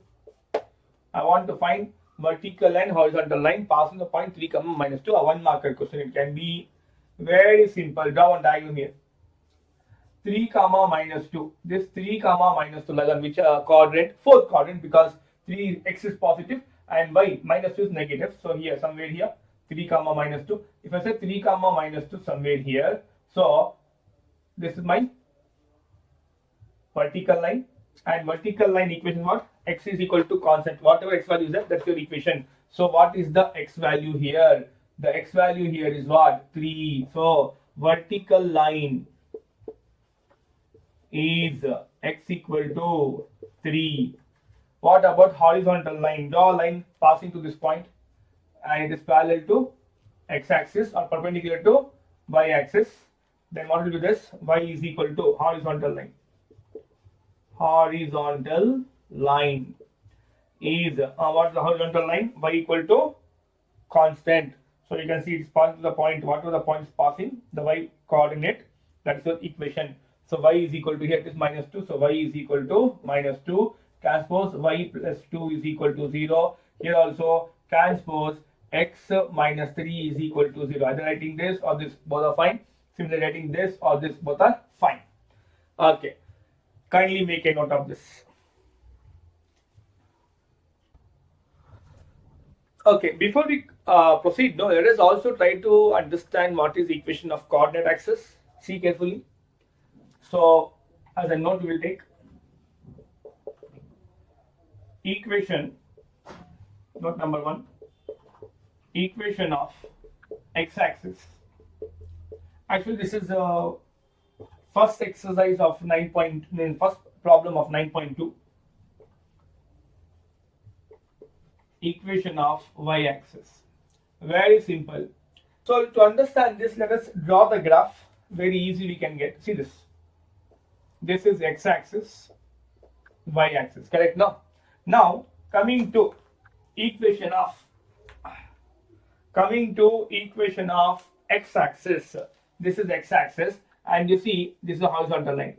What is the equation of horizontal line? Y equal to constant. Now since this is passing to the point 0 comma b, so y is equal to b it is. Now this is also a horizontal line because this line is parallel to itself, that is x-axis, and this is passing through 0 comma 0. So y value is always what? 0. Therefore equation of x-axis is y equal to 0. Over. Coming to y-axis equation, which is this, and it's a vertical line. So what is equation of vertical line? We call it is x is equal to constant. Reason it is passing to the point. Let us write it here. For vertical line, one more diagram I will take here. This is equation of x equal to a is the equation of vertical line as it passes the point a comma 0. Now y axis is also a vertical line because this is perpendicular to what? X axis, but this passes to the point 0 comma 0. So always x value is what? 0. So equation of y axis is x is equal to 0. Okay, we can also analyze like this also. As soon we talk about the other way of getting this, as soon we talk about x-axis, any point lying on x-axis is of the form x comma 0. Oh, y is always 0 on x-axis. Therefore equation of x-axis is y equal to 0. Similarly, coming to y-axis, any point lying on y-axis is of the form 0 comma y. So always here x coordinate is 0. Therefore equation of y-axis is x is equal to 0. Simple as that. Now let us move on to the next derivation. Now we want to see both the lines which we have taken, vertical and horizontal. This is either perpendicular or parallel to coordinate axis. Okay, now every line need not be perpendicular or parallel to coordinate axis. It can be making some other angle the way we discussed so far. So let us try to go for a derivation of those. So now the first one which I am going to take, the third one here. 1 to already discussed vertical and horizontal line. So point slope form. See the sentence itself says point slope form. I want to derive equation of a line having the information one point and one slope is there. So two conditions are imposed here. Let us try to also understand why two conditions are imposed. See, if I say, let us suppose that I'll take one condition. If I take point, through one point, let us suppose x0 comma y0. To this one point, how many line can pass? Think. How many? 1, 2, 3, 4, infinitely many. And if I have drawn one line, slope is m. How many line I can draw having a slope m? Infinitely many, because I can draw parallel line to this. So here also infinite, here also infinite. When we are deriving any result, no, we want uniqueness. Nothing but we should have only one particular line. So I am going to combine this, point and a line. Now just see carefully. If I say I want, this is first case, infinite, having one point and line passing infinitely many. Second case, I have one line here and there are infinitely many lines parallel to this line. Now the third case, you see carefully, I have a line and a point on the line. Now I want, can I draw any more line that the slope of the line is m and is passing through x0, y0. Now you see. Now somebody says I'll draw a line parallel to m, means parallel to this line L. Yeah, it is parallel, but this line is not passing through x0. Some will say, sir, I will draw like this. Now it's passing through x naught, but this line L slope, this line L1, this slope and this line L slope are different because they are not parallel. So I hope the things are clear how we can achieve uniqueness. There's a reason here. Two conditions are imposed for us. One is the point. That point I am taking as x naught y naught. Another is the slope of the line to be m. So now let us go for the derivation. So I'll take it. It's a very small derivation. So let us suppose that for all geometry, without geometry, nothing in this chapter. We have to have a habit of understanding from geometry. So see carefully, coordinate axes I have taken perpendicular. Now let us suppose that I have got a line like this, and this line is L, and this line is passing to the point x naught comma y naught, and its point I'll take as p naught, and the line slope is m. And this line have got infinitely many points. A general point we have to take because it should represent all the points lying on the line. So that point I'll take as p. So you should understand the difference between, here I have given subscript 0 here, but here not given. See, whenever we give throughout our chapter any subscript like this, x naught y naught, x1 y1, x2 y2, all that, it's a known point. Whereas if we are not giving any point, the way we have, means any index, I mean to say index. Okay, whenever we are not given any index, the way we are given x naught y naught, here this is known point and this is general point. I hope this point is clear. So whenever you see x comma y, it is what? General point. Whenever you can see x1 y1, x2 y2, x3 y3, only then is what? The known point, given point, fixed point. Okay, now see carefully. I want to find the slope. How to find the slope? M is equal to y2 minus y1 divided by x2 minus x1.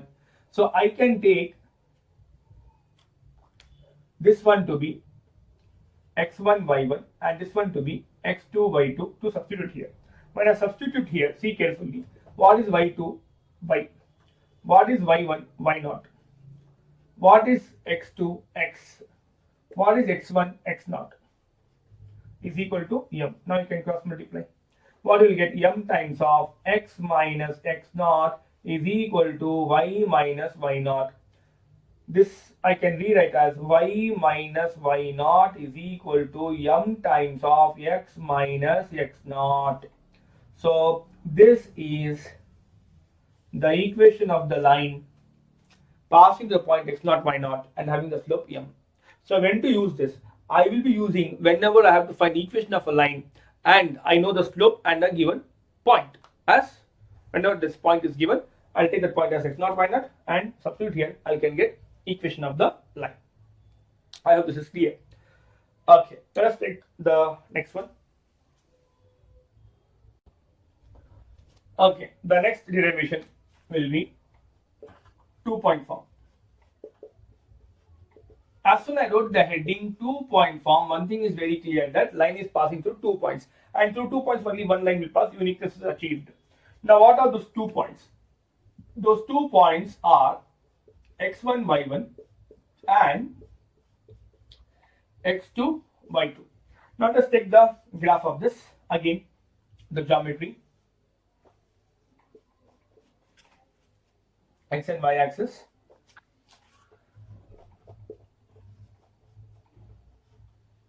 and one line, and this line is L. Let us suppose a point is here. P1 coordinate is x1 comma y1. We have one more point P2 coordinate is x2 comma y2. And let us suppose one more point. I can take anywhere. General point. Don't forget, the way I said no, the general point should be there. Yeah, general point which represents all the points on the line, including this two also. Okay, and these two are now known point. Now as you can see, we discussed 3 points collinear concept, that if at all 3 points are collinear, slope should be equal. So here, since the points P, P1 and P2 are collinear, recording no, collinear, therefore I can say that slope of P1 is equal to slope of P1, P2. This slope is same as this slope. You may also ask what about P and P2. This is sufficient. We can get one equation. Okay. Now P1. So what is P here and P1? So again recall what is the formula to find slope. It is y2 minus y1 divided by x2 minus x1. So when I want to find this, see carefully. P1 anyways x1 y1 and P I'll take as x2 y2.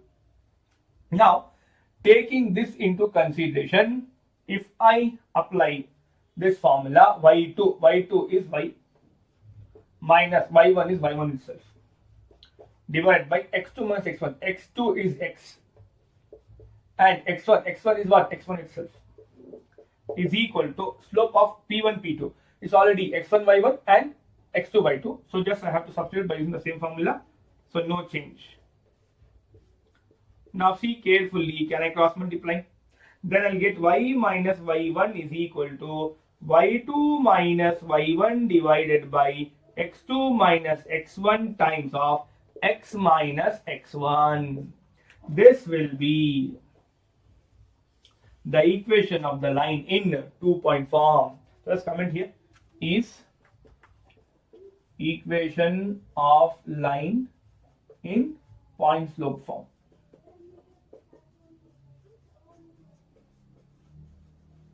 And what is this? This is equation of line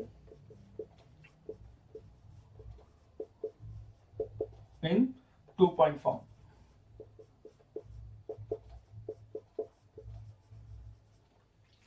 Now see the comparison. See, I mean to say both are same. Mean to say. See carefully. What is this? Slope multiple of x. What is this? This is the formula for slope only, no? And multiple of x. Here the points are x1, y1, and here the point is x2, sorry, x0, y0. No problem. Both are same. That's what you said, various. Ultimately, it will represent what? Same only. And this line we call oblique line. OB LIQUE. Oblique, nothing but line which are neither perpendicular or parallel to x-axis. Nothing but this is not the case of vertical line and horizontal line. I hope this point is clear. Kindly make a note of this. And if it comes along with the problem they may ask, it can be a 5 marker. I'll also try to take a problem on this and I complete some more concept. Kindly make a note of this. Okay, let us move on to the next form. 1, 2, 3, 4, fifth form. Now the equation of line is y-intercept form. Now first, what do you mean by the word intercept? Understand this. What do you mean by the word intercept? Whenever any geometrical figure or a straight line cuts the coordinate axis. For example, for this case, see carefully. I will take a geometry here. Now I have a line and you see the line is cutting the coordinate axis here also and here also. That we call intercept. Okay, the intercept will be the distance from the origin and where it is cutting the coordinate axis. So this distance, let us suppose C, and this is a line L and the slope of the line L is M. I want to find the equation of the line. So whenever any geometrical figure cuts the coordinate axis, the point of intersection between the line or a curve with the coordinate axis is known as intercept. Okay, and it will give the distance from the origin. Now I want to find the equation of this line. See carefully. This point, this vertical, no, as we discussed no, at the beginning of our class, that if at all I have got any point x comma y, this one is always what? Y coordinate. So this is actually y coordinate. So the point is lying on y axis. So y coordinate is C and x coordinate will be 0 because lying on which axis? Y axis. So I got one point, let us suppose point A. And I know slope. So point to slope form. So whatever the derivation we have just completed, that we are going to use now. So by point slope form. What is the equation for point slope form? Y minus y naught is equal to m into x minus x naught. What is here? You come back. This is your point x naught and this is your y naught coordinate. So y naught is c. M we have to as it is.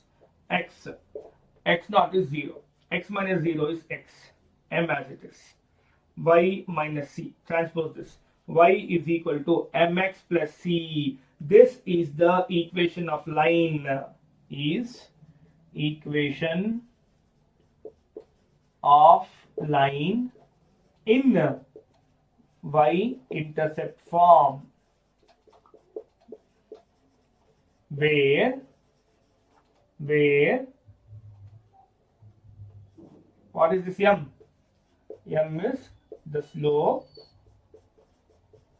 and what is the c? C is what? Y-intercept.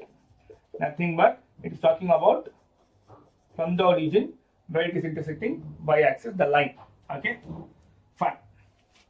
Kindly make a note of this. See, if at all they are asking for 5 marks, they have to even include a problem there. But anyway, 2 marks also they can ask. Okay, fine.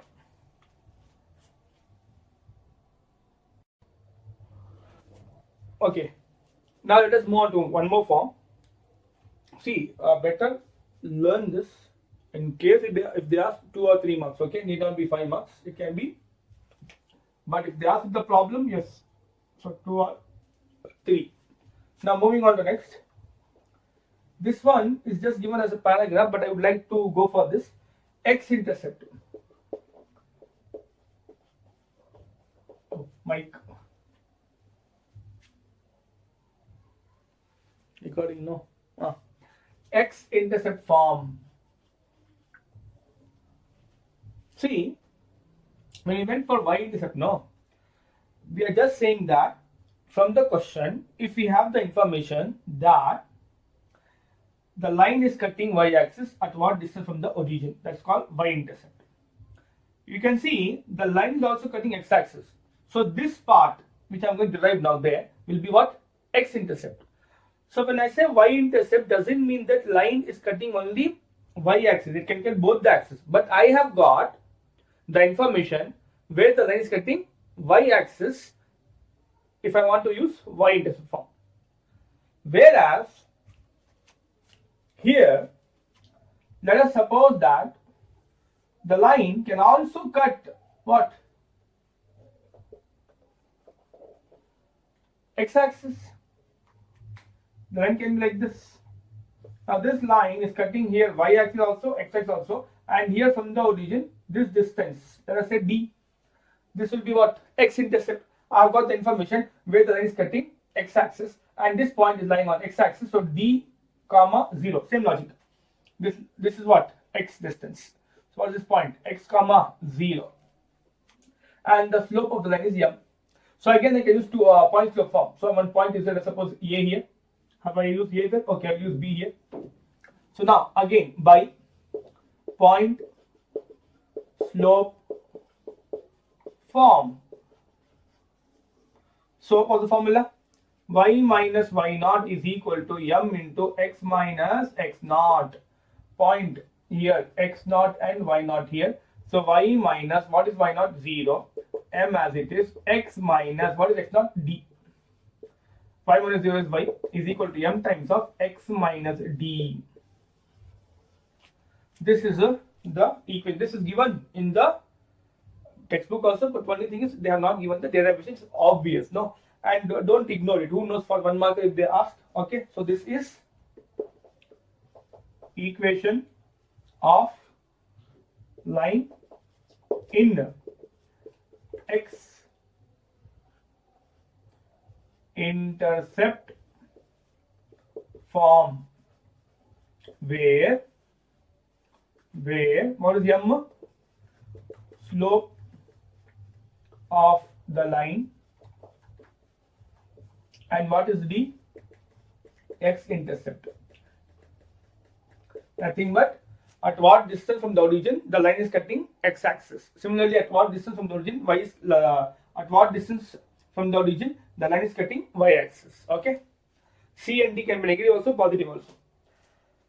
Okay, one important thing I would like you to analyze is, see here, m slope is multiple of x. Here also m is also again multiple of x only, provided y multiple is 1 here, y multiple is 1 here.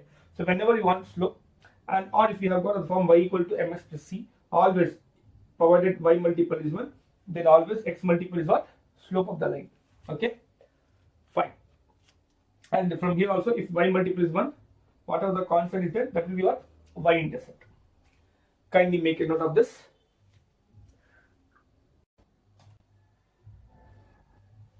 Okay, dear students, now let us move on to next derivation. But this derivation has been asked in model question paper number 3 of PU board. As you know, we are aiming for this model paper 2024, 2025, and this has been asked for 5 marks. That's what I was saying in the previous derivation, that if at all they want to ask the derivation with for 5 marks, they will surely include a sub problem. Question says derive the equation. This is also one of the form, the last form, but since it has come as a question in the model paper, so I am solving both together. So derive the equation of a line with x intercept a and y intercept b in the form. This is the form.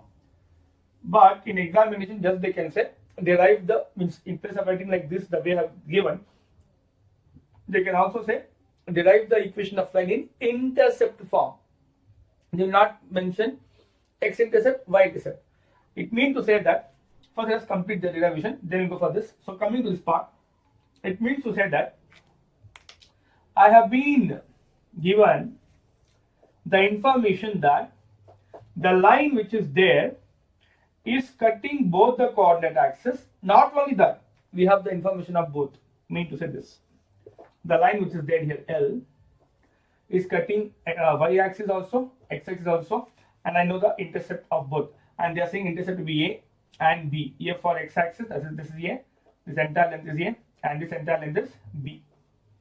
Then we have to find the equation of the line. So now for this point again lies on x axis. This is a, so this coordinate will be a comma 0, this point, and this the point will be 0 comma b. And again any general point I can take anywhere, let's suppose here, and that general point is p of x comma y. So these points are what? Collinear. So anyway I have got 2 points, I can use the 2-point form. So proof by 2-point form. Proof I wrote with respect to derivation, in exam is the solution. Okay, because they have asked as a question. So the formula is what? Y minus y1, and let's write it here. Y minus y1 is equal to y2 minus y1 divided by x2 minus x1 times of x minus x1. So here the point whichever you know, this point, this particular thing will be our x1 comma y1, and this will be x2 comma y2. So x1 is a and y1 is 0, x2 is 0 and y2 is b. There are substitutes there. So y minus what is y1? 0. y2 minus y1, y2 is b, y1 is 0, divided by x2, x2 is 0, minus x1, x1 is what? x1 is what? A. Okay, and what is y1? 0 here. Then into x minus x1, what is x1? A. Now simplify. Y minus 0 is y, b minus 0 is b, 0 minus a is minus a, into x minus a. We have actually got the equation. Now we want to simplify. Let it be in the standard form that we can memorize, and that's what they have asked here. But whether they give this one or not, let us try to simplify. See here, cross multiply is, when I cross multiply minus a, I get minus ay is equal to b. I can multiply b into x is bx, b into minus a is minus ab. Now let us arrange all the variable one side and constant other side. This is variable y transpose. This variable keep as it is, minus ab transpose. So I'll get plus ab is equal to bx plus ay. Now constant, let us make it one. Constant is ab, so divide by ab on both the sides. When I divide by ab on both the sides, AB by AB is equal to BX by AB plus AY by AB. Now something will get cancelled. AB will get cancelled, get 1 here. B by B will get cancelled. A by A will get cancelled. What is remaining? 1 is equal to X by A plus Y by B, or X by A plus Y by B is equal to 1. This is the equation of line. Is equation of line in intercept form. Understand the difference between this and the previous two. There we said y-intercept, and then one more was x-intercept. Nothing but in y-intercept, I have got the information where the line is cutting y-axis. In x-intercept, where the line is cutting x-axis. When I say only intercept, I have got the information that where the line is cutting both the coordinate axis. In all the three cases, lines are cutting both. It may happen. It may also happen that the lines may cut any one. Nothing but it is a vertical line or horizontal line also. All the cases are covered in this. Okay. Now coming to this, the denominator. As soon as you write right hand side 1, x multiple y multiple numerator is 1. The denominator of x is what? Will give you the point A, that is A comma 0, and this will give you the point B, that is 0 comma B. Those are intercept on coordinate axis, where it is cutting the coordinate axis. Derivation completed. Now we'll take the problem. First, kindly make a note of this.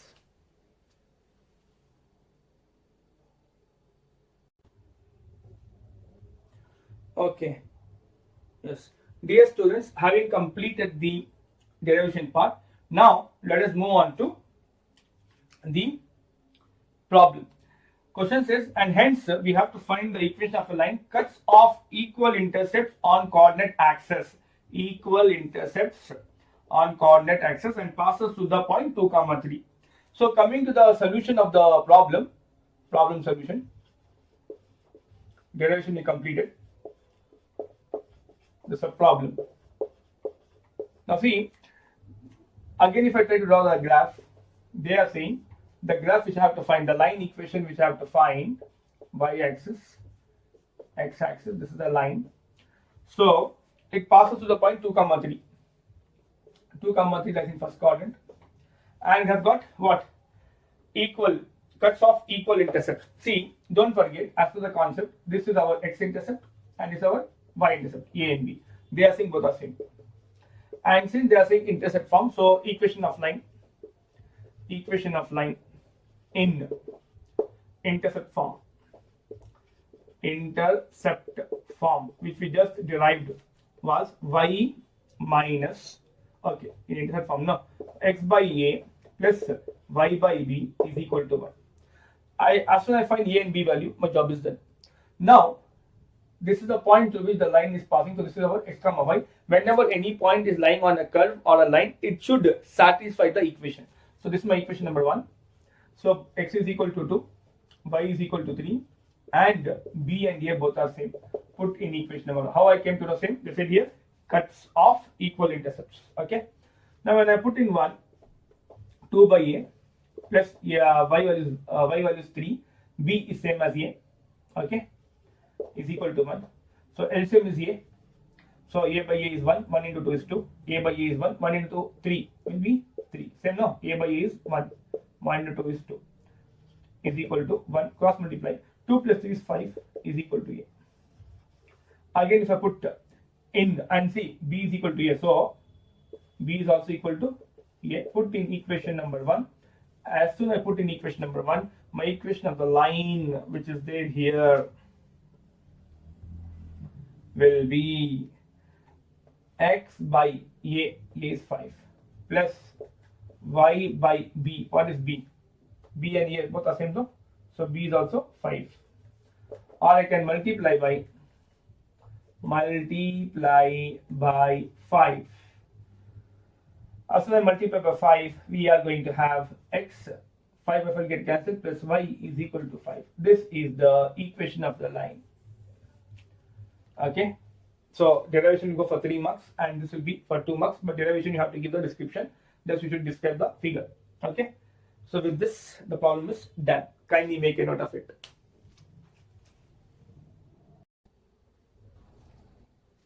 Okay.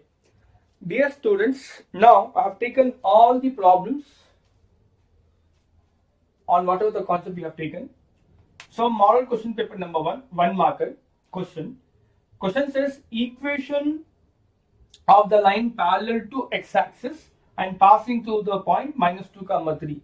Purely, first exercise and second exercise concept. Okay, and let's see this. Parallel to x-axis.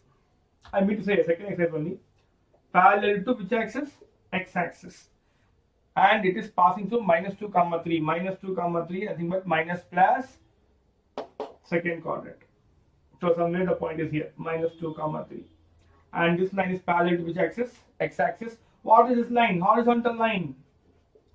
Horizontal line. What is the equation of horizontal line? Y is equal to constant. What is y coordinate here? 3. So answer is y equal to 3. If you transpose, it will be, if you transpose like this to the left hand side, y minus 3 is equal to 0. So y equal to 3 is in option D. Similarly, let us suppose the question was line parallel to y-axis. If it is line parallel to y-axis, what's the answer? This is the question. Line parallel to which axis? Which axis I said? Y-axis. Parallel to y-axis. Parallel to y-axis. Then what is the answer? Let us see how many of you will comment on this. Then model question number paper 2, 1 marker question. 7th problem. The equation of the line which has slope 2 and y-intercept -5. Whatever the concept we have discussed, recording on that we have got the problems. Equation of line, slope 2. Slope is 2. Solution, m is equal to 2. Y-intercept is -5. So c is equal to -5. Okay. Now, what is this? Which concept? Y-intercept form, correct? So, y equal to mx plus c. M value 2. So, y is equal to 2x. C value -5. The way they have given, all are in one side. But you see, x multiple is always positive. So, I can transpose this. As soon as I transpose, we get 2x minus y minus 5 is equal to 0. 2x minus y minus 5 is equal to 0. Option A is correct. Okay. Correct, no? Yes. Now moving on to this problem. The equation of the line in the figure is, so in the figure they are given one geometry, and I have to talk about which option will represent the line. See carefully, again it's a 1 marker question. See carefully, this line is passing to the point having here, see 0, it is passing, it's having interceptor, sorry, it is having interceptor, x-intercept 5 and y-intercept 3, you can see here. So this is 5, 0 and this is 0, 3, but this was not required from here to here till 5. A value is 5 here because x-intercept is 5 and y-intercept is 3. So b is equal to 3. So we know the equation of line. Equation of line in intercept form. Intercept form is x by a plus y by b is equal to 1. X by, what is a? 5 plus y by b, what is b? 3 is equal to 1. Here we can see there is no fraction, so simplify this. LCM of 5 and 3 will be 15.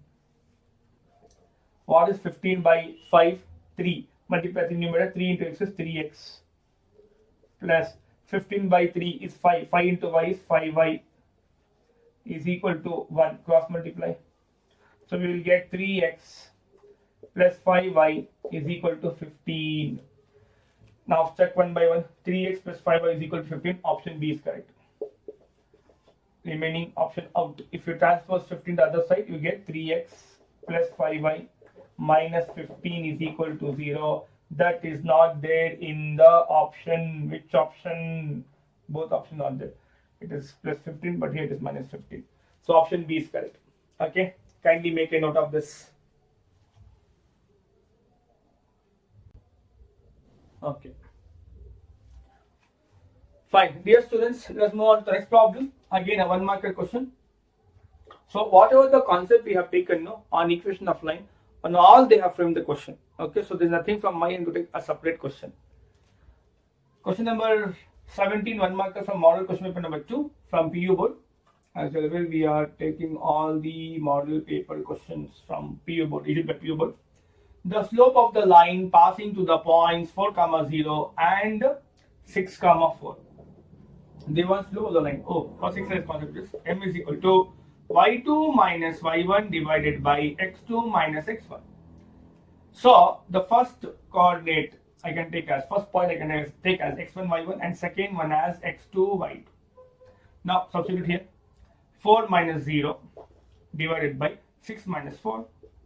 4 minus 0 is 4. 6 minus 4 is 2. So 2 ones are, 2 twos are. Slope is 2. Now here I want to extend problem completed. Okay. Suppose the question is find the equation of the line. Okay, find the, I thought they have given the question on equation of line, but they want only slope. So let's take one problem to complete all the problem on each of the concept.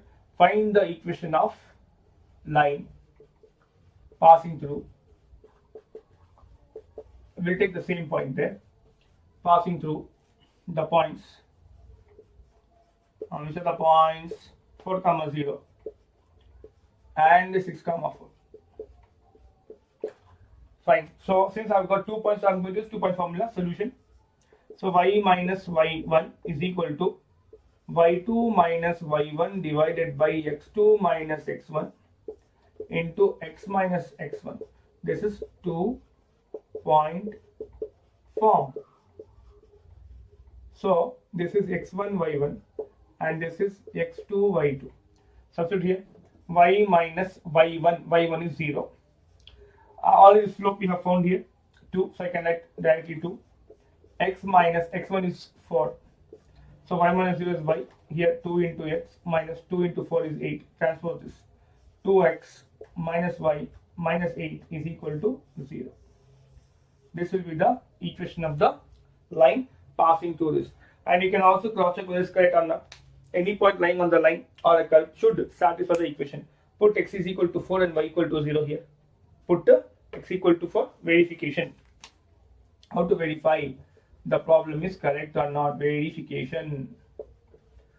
Any, not only for this straight and any curve, even can be trigonometric function equation also, or any equation circle as you are going to go ahead.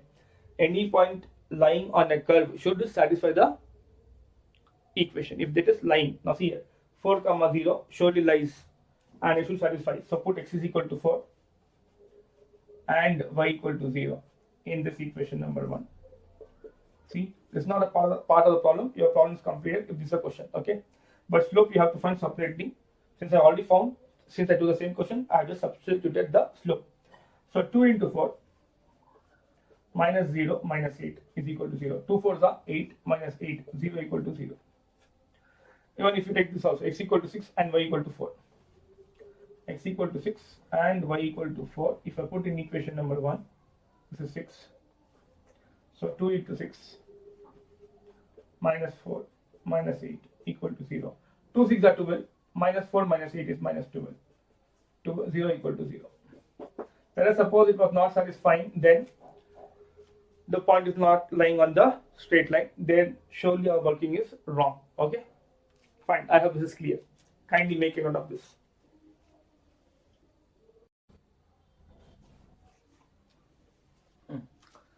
Now, dear students, before taking up the derivation, I would like to just comment on this. What does ax plus by plus c equal to 0 represent? We have went for so many forms of equation of line. Let it be vertical line. Just see this. Vertical line equation is x equal to a. Horizontal line equation is y equal to b. I mean to say plus or minus a plus or minus b. Okay.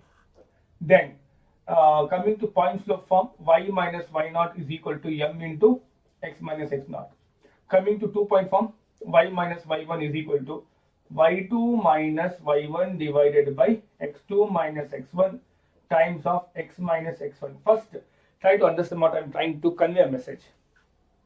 Then we also went for equation of line in y-intercept form. equation of line in x-intercept form. Then lastly, equation of line in intercept form. See all the forms of the line. Observe the degree of x to y. Here power of x is 1, y also 1. Here also power of y and x 1. Here also 1, 1. So the general equation we can say what? General equation of a line is general equation of a line is ax plus by plus c is equal to 0. This will be the general form.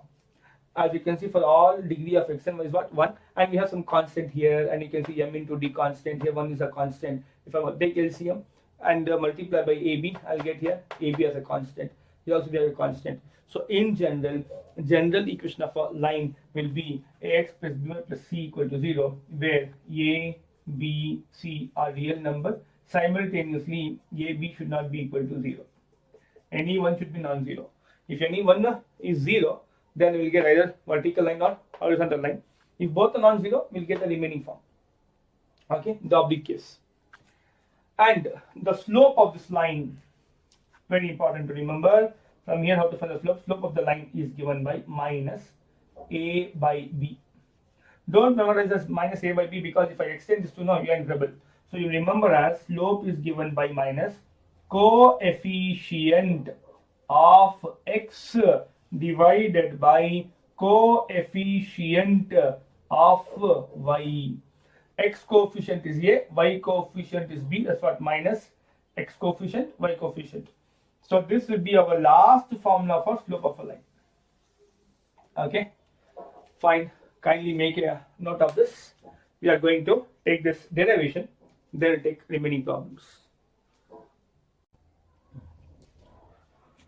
Dear students, before moving on to the next derivation, let us try to discuss about general equation of line.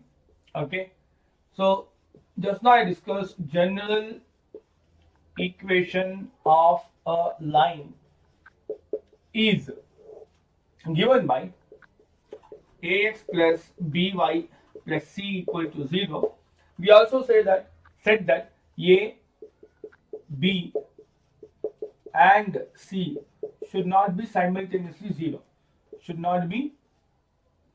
Okay, just you can write like this, no?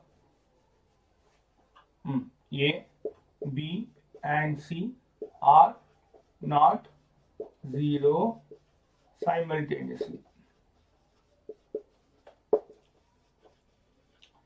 Now let us try to understand some cases, which I just said orally. If I take this as equation number 1, so from this we can obtain first one, vertical line. Now coming to vertical line, after taking all this, then we will discuss the problem. Okay, coming to vertical line, as we know, a vertical line equation is recording and voice. Fine. A vertical line is x is equal to constant. So can be plus here or minus here. So here if you see, there is no y term. So if at all this should be a vertical line, y term should not be there. Y can't be equal to 0. Its multiple b should be equal to 0. So if b is equal to 0, only then, if I put in equation number 1, equation number 1 will be ax plus 0 into y is 0 plus c. This will be the vertical line. Nothing but as soon as you see y is missing, what it represents? Vertical line. If I solve for x, ax is equal to minus c, or x is equal to minus c by a. This will be vertical line. Okay. Next comes horizontal line. Coming to horizontal line, see, we know the equation is y equal to some constant. So it means x term should not be there. So x term, x multiple is a should be 0. If I put a equal to 0 in equation number 1, I think this 0 into x is 0. So I'm going to get by plus c equal to 0. So whenever you see any equation free from x is nothing but horizontal line. And if I solve for y, c I can transpose, I'll get minus c, or y is equal to minus c by b. Okay. Last one. This is true for any polynomial curve. I mean to say any polynomial equation. Now, for example, this is a linear equation in two variables, correct? No. So see, let us suppose that this line is passing to the origin. If equation number 1 is passing through origin, passing through origin, since it passes through this line is passing to the origin, it should satisfy the point x equal to 0 and y equal to 0. Just see what happens if I do so. So a into 0 plus b into 0 plus c equal to 0. A into 0 is 0, b into 0 is 0, 0 plus 0, 0, 0 plus c is c, c equal to 0. Very, very important. Whenever we say that line is passing or any curve in the sense, it should be a polynomial type. Okay, not for sine cos. For example, cos y equal to c, y, fine, let us first complete this. C equal to 0, I said, correct? Now, if I put in equation number 1, let us first complete this, then I'll talk about that. Then what's going to happen? Ax plus by, c is 0, 0 plus this is same term. See what's happening here. This particular equation is free from constant c, this constant c. Whenever, let be parabola, ellipse, hyperbola, and even this, you see that the constant is 0, it means that particular curve is passing through the origin. This is only true for algebraic. Yeah, this is better. Algebraic equation, not for trigonometry. For example, y equal to sin x, if I say the graph is this, it passes the origin, but y equal to cos x will not pass through the origin. So whatever I am commenting that if constant is 0, the graph will pass through the origin, it's only true for algebraic equation type, not for trigonometry. I hope this point is clear. Okay, now let us come to this problem. Solution, 1 marker question. The value of k for which the line, this is given by this, parallel to y-axis, vertical line it is. And equation of this is x equal to constant. So that's the reason I did all this concept. Now for vertical line, y is not present. So y multiple should be 0. This is the y multiple. So minus of 4 minus k square should be equal to 0. Solve for this. Negative will go that side. So I'll get 4 minus k square equal to 0, or 4 equal to k square. Taking root on both the side, k will be equal to plus or minus 2. Okay. So for this in the blanks, k value is plus or minus 2.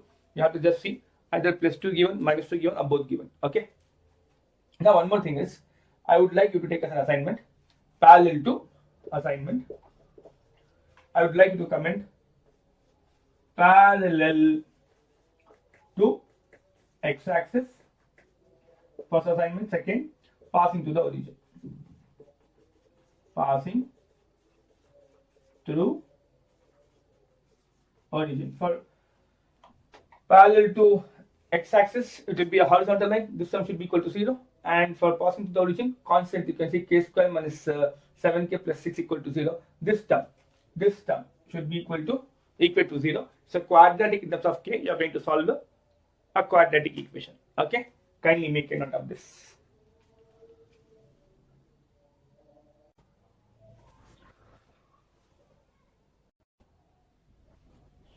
Okay. Dear students, let us move on to the next question. From model question paper number 2, it's a 2 marker question. Question says find the angle between the lines. Because of this itself, I gave you one more formula how to find slope of a line. Let us recall that formula and then start with angle between the lines. First, recall before we go ahead, that also know what is the formula to find angle between the two lines. Tan theta is equal to modulus of m2 minus m1 divided by 1 plus m1 into m2, where m1 and m2 are the slope of the line. Now, line equation is given. Recall that if at all you have got ax plus by plus c equal to 0, and the slope, then the slope of the line is given by minus coefficient of x divided by coefficient of y. So from here, slope of the first line, this line. Slope m1 is equal to minus of x coefficient is root 3 divided by y coefficient. There is nothing means what? 1. 1 into y is y, so it is 1 here. So minus root 3 by 1 will be minus root 3 itself. Next, coming to this line, slope of the second line, minus x multiple is 1 divided by y multiple is root 3. So we have got both the slope. Now let us substitute here.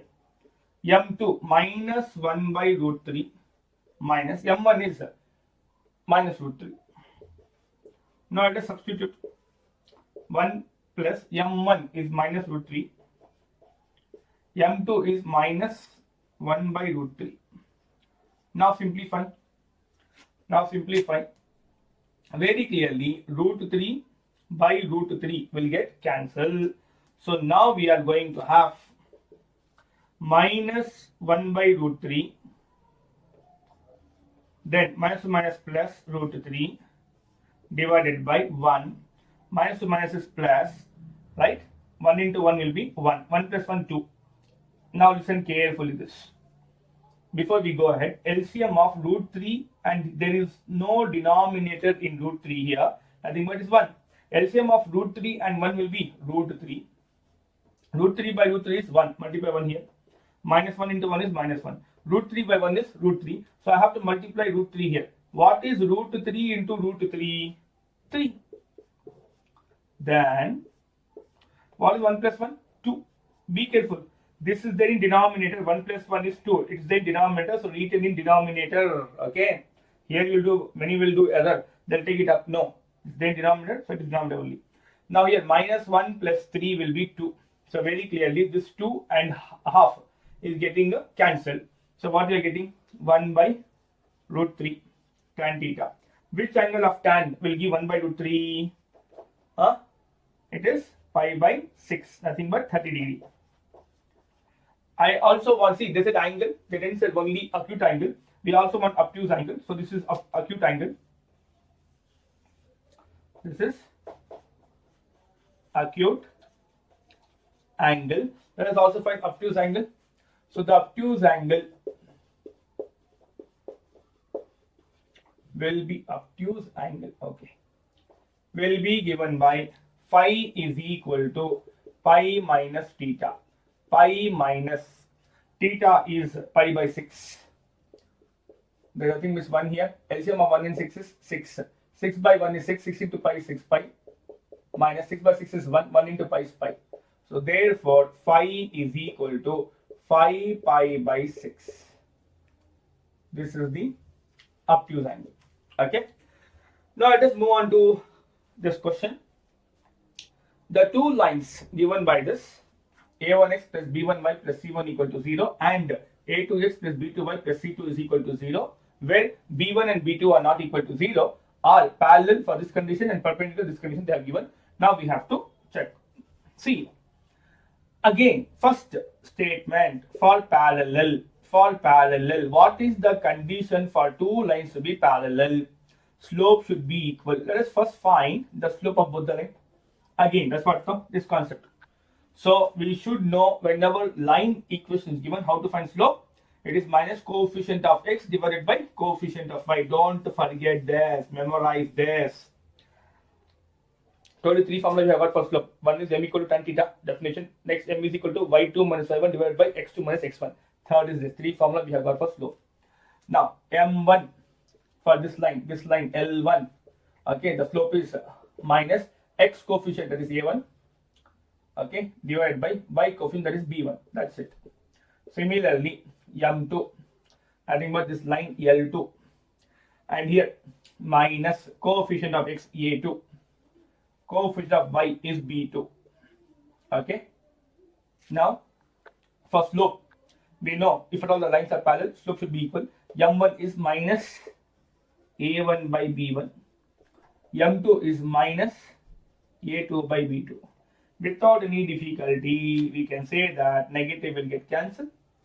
And now, just if I cross multiply, see, I want in this form, A is in left hand side, B's are in right hand side. So if I just cross multiply this two, we are going to have Okay, write it here only.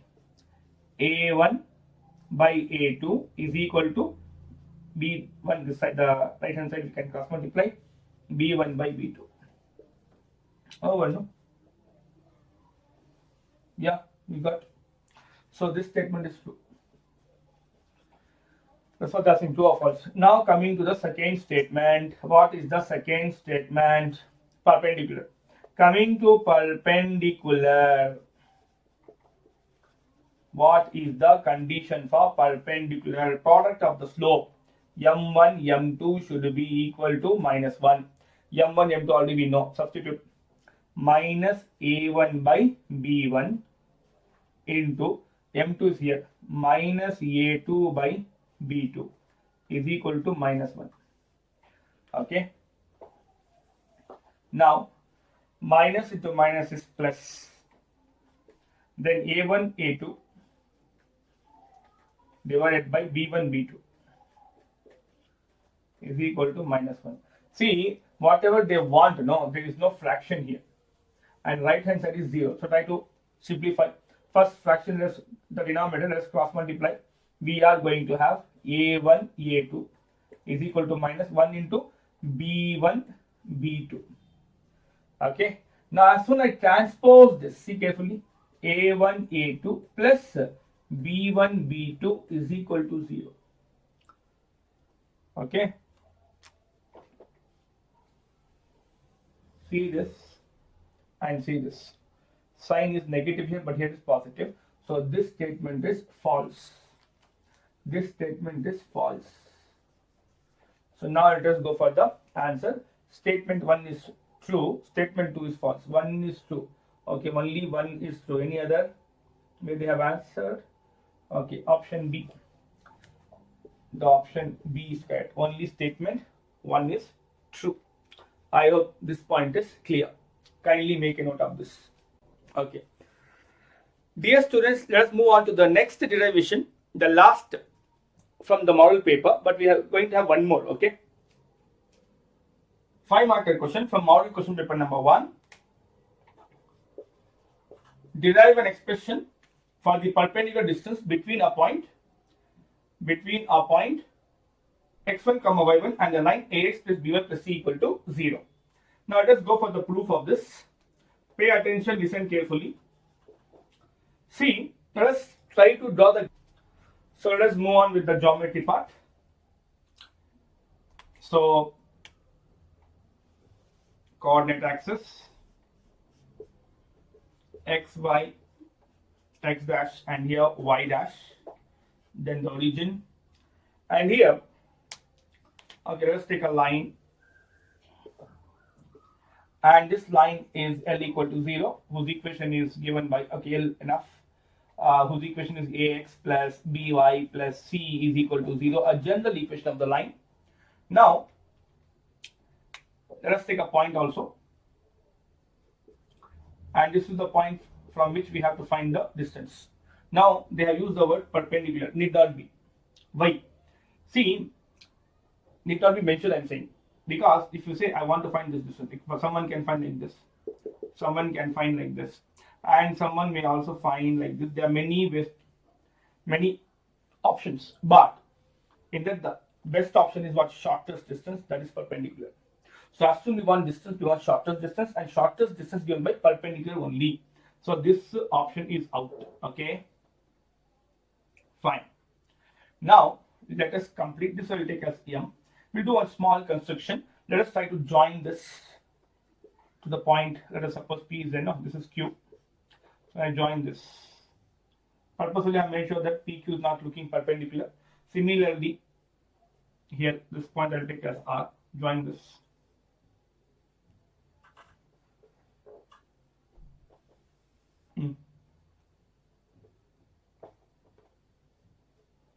Yeah, it's now looking perpendicular.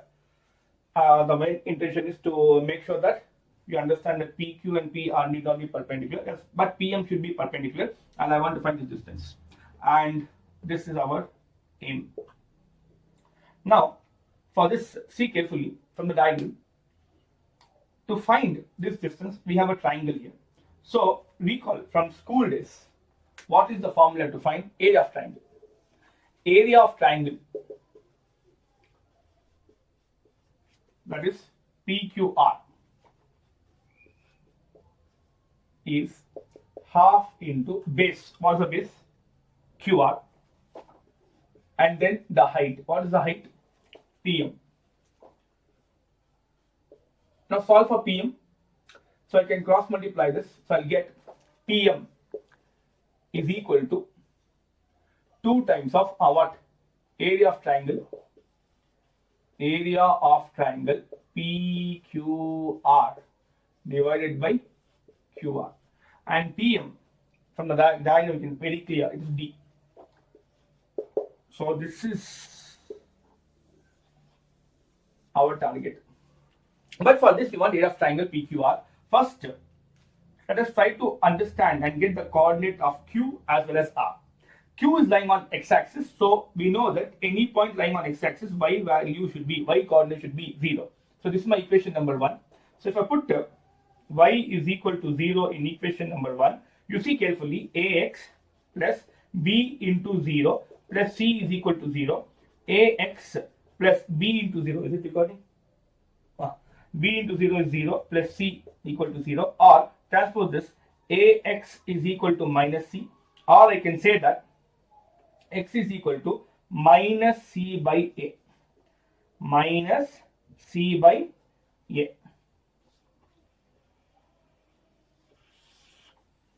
So this will be minus c by a. Now coming to this r, this point is lying on y-axis, so x is always 0.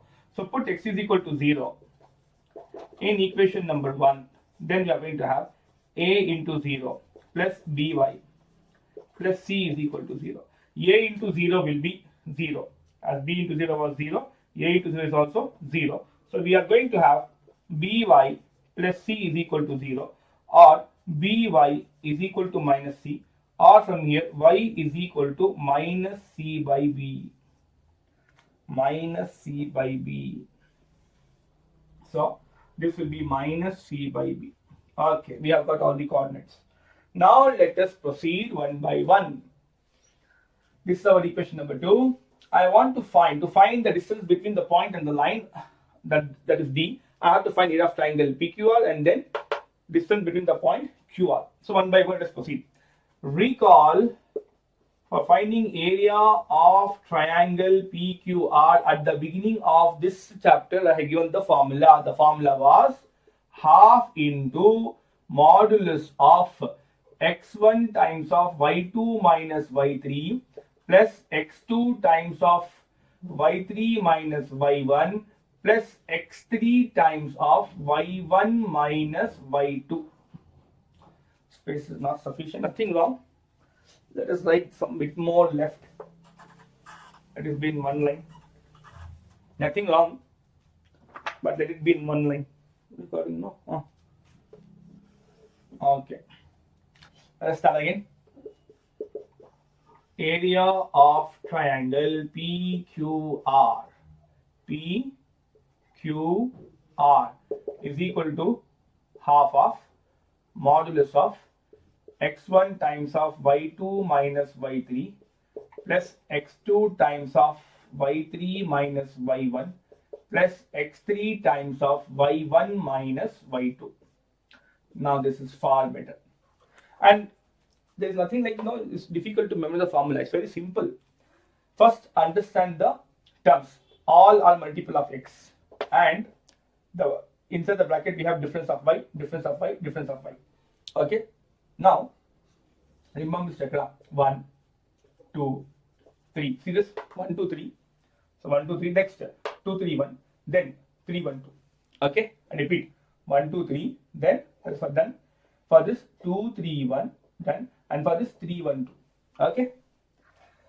Now let us proceed. Now before we proceed, let's name this. So let's write it here. Point P is x1 comma y1.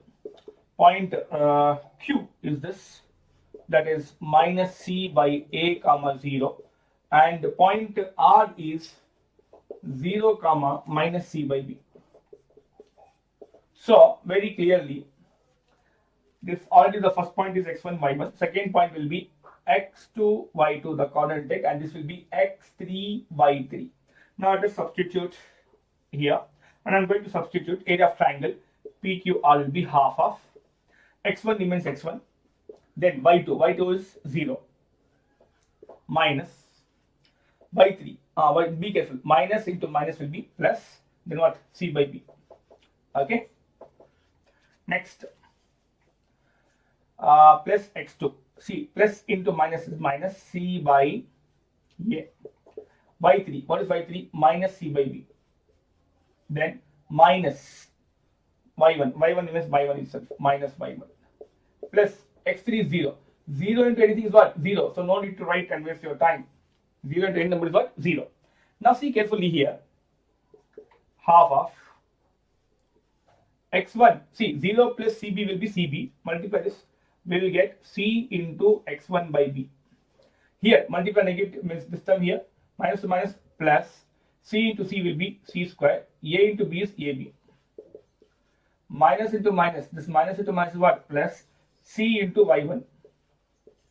Okay, divided by c. There is nothing here means 1. 1 into a is a. Now, LCM of b, ab, and a. The way we compute for numbers, similarly we can compute here also. B, then ab, then what? A. How we do LCM? We try to divide by a number which can divide at least any one of them. So b is divisible by b only. A is divisible by a only. So if I target b to divide, so b, so b1 is b, and here ab, I read here, okay, I read it here, ab divided by b. If I do b by b got a, so this will be a here, okay. Then this a is not divided by b, so a remains as it is. Then for this 2, I can divide by a, so a1 is a1 is. So LCM will be product of this. That's what we used to do for number, no? What we do for numbers, now we are doing for alphabets, no problem. Okay. So half of LCM of b, ab, and a is ab. So ab by b and b got cancelled. So you get a should be multiplied here. So I'll get a c x1. ab by ab will get cancelled. I get 1 into c square is c square. AB by A and A will get cancelled, so you get B, C, Y1. B, C, Y1. Rectangle box. Okay. Now I can remove the rectangle box. Okay, not required repeatedly. Now let us try to take common. Can you see? C is present everywhere, so C is common. But it's inside the mod, so mod of C it will be. C, A, B, C can be any real number, so it's any real number, so it can be positive, negative, as well as 0. So mod is mandatory. Then remaining is AX1 plus, let us write in order also, for this part is done. Here C is common, so BY1. Then C square, 1 C is out, so remaining is C divided by AB. So see carefully, mod, just responded mod. Can't I split the mod? Therefore, area of triangle, what? PQR is half of mod C, okay, into numerator as it is. And this mod, which is there here, for this 2 term also, so mod A into mod B. Okay. A and B are product of 2 terms here, don't forget. So this we will take as equation number 3. Now don't forget you want QR also. QR is distance between the point Q and R. First make a note of this. I'm going to erase this side. Make a note of this.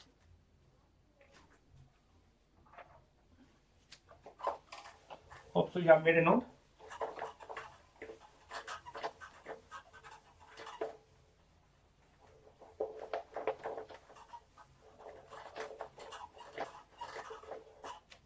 So listen carefully now. So I want QR. QR was distance between 2 points. So QR I want to find. What is Q? Already you have mentioned here. Minus C by A, comma 0. And coming to R, it is 0, comma minus C by B. distance formula. QR is distance between the points Q and R. Distance formula we are going to use because we want to find distance between 2 points. It is root of x2 minus x1 the whole square plus y2 minus y1 the whole square. So as you can see that this will be our x1 comma y1 and this will be a x2 comma y2. So let's substitute here. Root of what is x2? 0. Then minus into minus will be plus. Then this will be c by a the whole square plus y2 minus c by b. Then minus y1 is 0. Now 0 plus any number is same number. Minus c by b minus will be minus, but square is there. Square will become negative to positive. So I'll get c by b the whole square under the root. Now recall from school this law of exponent. What is a by b whole power n? It is a power n divided by b power n. So we can have this one to be what? Root of square for both, right? C square by a square. Be careful. I have made sure root is a bit bigger. Cover both numerator and denominator. Plus c square by b square. Okay, and I make it big, more bigger. Okay. Now see carefully. Plus the fraction here. As you have can see, two fractions are there. So I take LCM. LCM of a square and b square will be same way you can do. You will get a square b square. Now this divided by a square will give you b square. So c square into b square plus this 2 divided by b square. See, b square will get cancelled, get a square. So c square into a square. Now what we are going to get? What we are going to get here, common is c square. If I take common c square, can we write here? Yeah, c square is common. So what is remaining? B square plus a square. B square plus a square divided by a square b square. Now root is for all, so I can remove the means I can take the root for each every time. Root of c square. Recall what is root of x square? It is mod x. So root of c square will be mod c. Then root of b square plus a square is same as a square plus b square divided by root of a square will be mod a. Root of b square will be mod b. And QR we have got. And this we will name as equation number 4.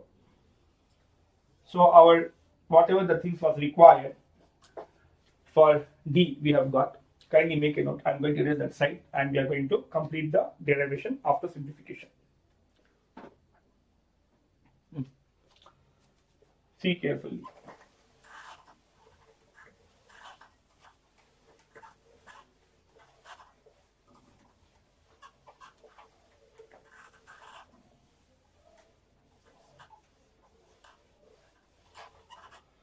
Now, having this, put equation number 3 and 4 back in 2.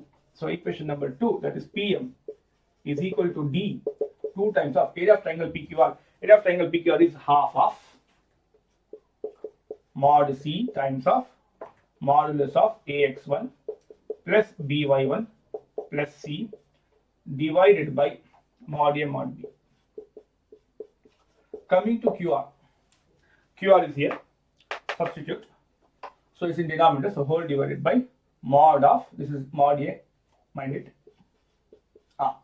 Now QR, mod of C, root of A square plus B square divided by mod A mod B. Now some of the terms will get cancelled. Which are the terms? 2.5 will go. Mod of C divided by mod of C. Mod of A into B, mod of A into B. All the terms which are there in numerator got cancelled. So I'll get D is equal to mod of AX1 plus BY1 plus C divided by root of A square plus B square. So this will be Okay, this is what PM, no? This will be the expression to find distance between the point x1, y1 with respect to the line ax plus by plus c is equal to 0. And it's very simple to remember also. As soon as you have got the line and the point is x1, y1, see, in place of x and y, the points have come x1, y1 divided by xy multiple is a and b, root of the square, sum of the square of that. Okay, so with this derivation completed. Okay, kindly make a note of this. Dear students, we are with the last problem from the model question paper. From model question paper number 3, question number 35, a 3-marker question. Question says, if P is the length of perpendicular from the origin to the line whose intercepts on the axis are A and B, then show that. We have to prove this. From the question very clear that the line which we are talking has intercepts A and B. So if you take up the diagram, see, intercept concept we have already discussed. So here, this is the line and the intercept is A and B. So from the concept we know that this equation of the line will be x by A plus y by B is equal to 1. And they are saying that P is length of perpendicular from the origin. From the origin here, P is length of perpendicular. So from here there is a perpendicular drawn from the origin. And this, let us suppose I will take as capital some r. So this distance OR is small p. Then we have to prove this. From the question is very clear. It is distance between a point and a line. So recall the formula which we have derived. It was D is equal to modulus of AX1 plus BY1, recalling no? Plus C divided by root of A square plus B square. So having this, let us try to rewrite. See, when we went for this, the equation of line was ax plus by plus c equal to 0. So let us rewrite this in this form. I mean to say, right hand side should be 0. So if I just transpose this, this will become x by a plus y by b minus 1 is equal to 0. If I compare this, x multiple is here. Here x multiple is 1 by a. Y multiple is b. And here y multiple is 1 by b. And c is equal to minus 1. And the point from which we are finding the distance is origin. So both x1 and y1 both are what? Equal to 0. And the distance is taken as p. So in place of d, it is p. So this is 1. So put in equation number 1. So in place of d, small p is equal to modulus of, in place of a, we have 1 by a into x1. What is x1? 0. In place of b, we have 1 by b. In place of y1, it is 0. Then in place of c, it is minus 1. Whole divided by root of, square root of a square plus b square. What is a? 1 by a. Then what is b? 1 by b, the whole square. Now from here, simplify. 1 by a into 0 will be 0. 1 by b into 0 will be 0. So 0 plus 0 minus 1 will be minus 1. Whole divided by square root of, see carefully, square for both numerator and denominator. So 1 square will be 1 and a square is a square. So 1 by a square plus, here also square is there for 1 and b. So 1 square is 1 by b square is equal to p. Modulus of minus 1 will be plus 1 divided by square root of 1 by a square plus 1 by b square is equal to p. Now see what you want. We want this. Do we have square root here? No, but we have here.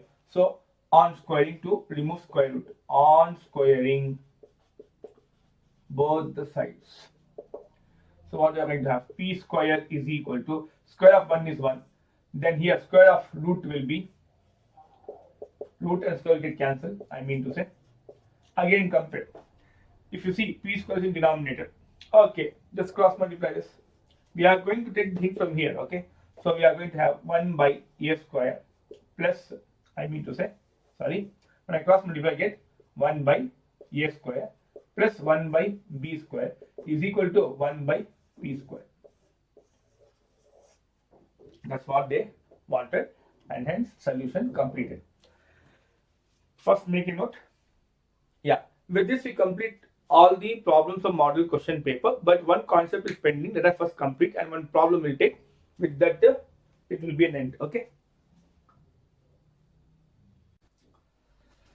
Dear students, let us move on to the last concept, that is distance between two parallel lines. Distance between two parallel lines. This can also be a 5-marker question.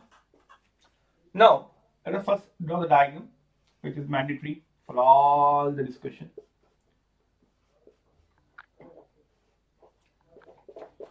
See carefully. I've got two lines and those two lines are parallel. So let's suppose that I've got a line here. This line is L1, and we are also having one more line. Let us suppose here L2, and both are parallel. Now, since parallel, slopes are same. The equation of this line is y equal to mx plus c1. I am writing in y-intercept form, and the line equation of L2 will be y equal to mx plus c2. Y slopes are same because lines are parallel, and you can see intersection here and here, both are different. So y-intercept for the first line is c1, this length, and this entire length is c2. So surely constants are different. Now I want to find the distance between the two parallel lines. Again, when we say distance between two parallel lines, we mean to say shortest distance, and the shortest distance is always what? Perpendicular distance. So whether I find here or if I find here, anywhere, the distance remains the same. It will be here also, correct? So since anywhere the distance will be same, so what we can do, no, this point I will take and I will drop a perpendicular here. So I will find this distance. This will be the distance between the two parallel lines, which is D. So why you have taken this point only? Listen carefully now.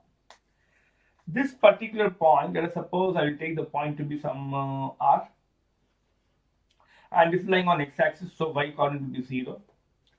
Okay, now this line equation is here, so put y is equal to 0. They'll get y is equal to mx plus c1, or transpose this, mx is equal to minus c1, or x is equal to minus c1 by m. So this will be minus c1 by m. Okay, now see carefully again. If I just stand here on the point R and see this line, is it not? It is distance between a point and a line. Distance between a point and a line. And again, I'm repeating, which either this distance or this distance, whichever you want, you will, since the lines are parallel, will get the same distance. So I took this case. Okay. Now I have to just use the formula which we know, distance between the line and a point, which is D is equal to modulus of ax1 plus by1 plus c divided by square root of a square plus b square. Now having this information, see x1 y1 is this. So minus c1 by m comma 0. This is our x1 and y1. That is point R, which we have taken. And distance d remains d itself. Now coming to the line equation is here. That is y is equal to mx plus c2. Now since the line equation in this derivation was ax plus by plus c is equal to 0, all the terms side minus x. If I transpose this, I get mx minus y plus c2 is equal to 0. I hope this point is clear. Recording now? Yeah. So x multiple is here and it is m. So a is equal to m. Y multiple is b, and here y multiple is minus 1. So b is equal to minus 1. In place of C, we have C2. So if you put all this in equation number 1, all this in equation number 1. So equation number 1 will change to D is equal to modulus of A, M. X1 is minus C1 by M plus B is minus 1. Y1 is 0. Then C, what is C2? Divided by square root of A square plus B square. What is A value? M. What is B value? Minus 1 the whole square. Now here very clearly you can see M by M will get cancelled. Then we'll have minus C1. And here minus 1 into 0 will be 0. Then we'll have plus C2 divided by square root of M square minus 1 the whole square is 1. Or I can write in first I can write C2 minus C1 divided by root of M square plus 1.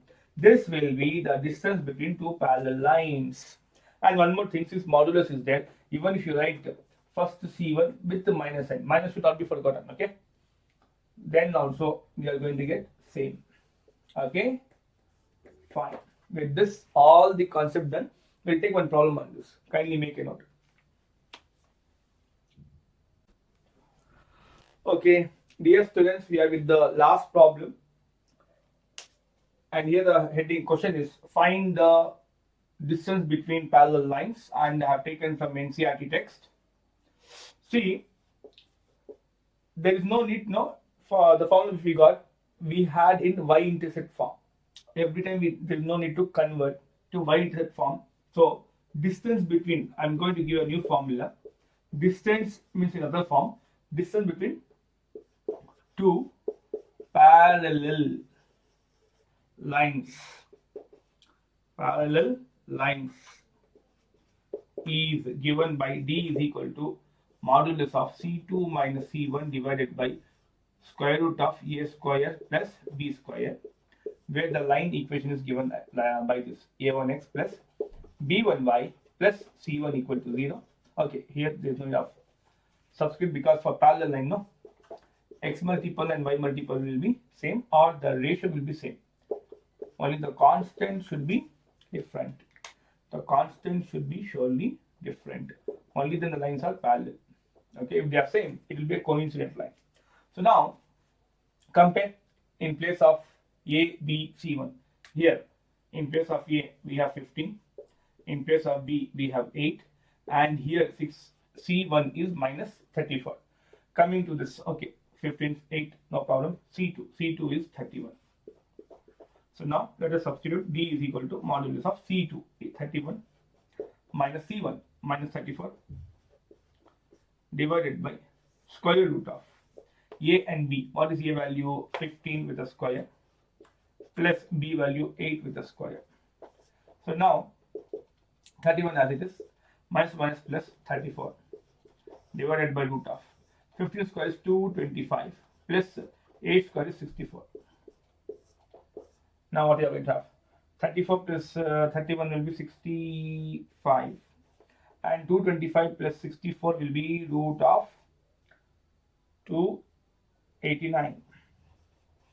What is root of square root of 289?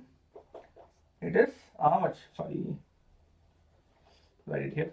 65 divided by 289. Correct? No. Yes. It is 17. 65 by 17. Can we divide this? No. This is the final answer. Okay. Now let us move on to this. See, in place of numbers, we have alphabet. No problem. Now here, again, if I compare with this, see carefully. If I multiply in this one, I'll get Lx plus Ly plus P is equal to 0. And again multiply this one L in, so Lx plus Ly minus R is equal to 0. So A, yeah, L is our A. Again B is also L, C1, and this is our C2. So what is again the same formula? This formula You're going to memorize, right? So D is equal to modulus of C2 minus C1 divided by root of A square plus B square. What is C2 minus R? Minus R.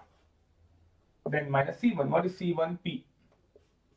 Divided by root of A and B. A and B both are L.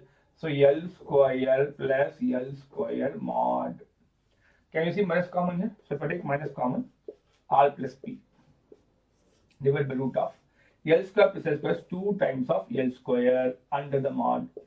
Mod will convert negative to positive. So mod of negative of this will be R plus P divided by root 2.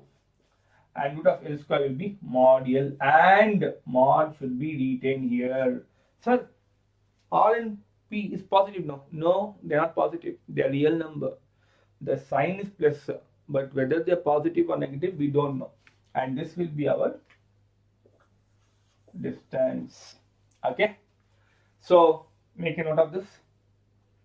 Now time for assignment. And one more thing, since it's a distance, we can mention as units. Here also units. Okay. Fine. Kindly make a note.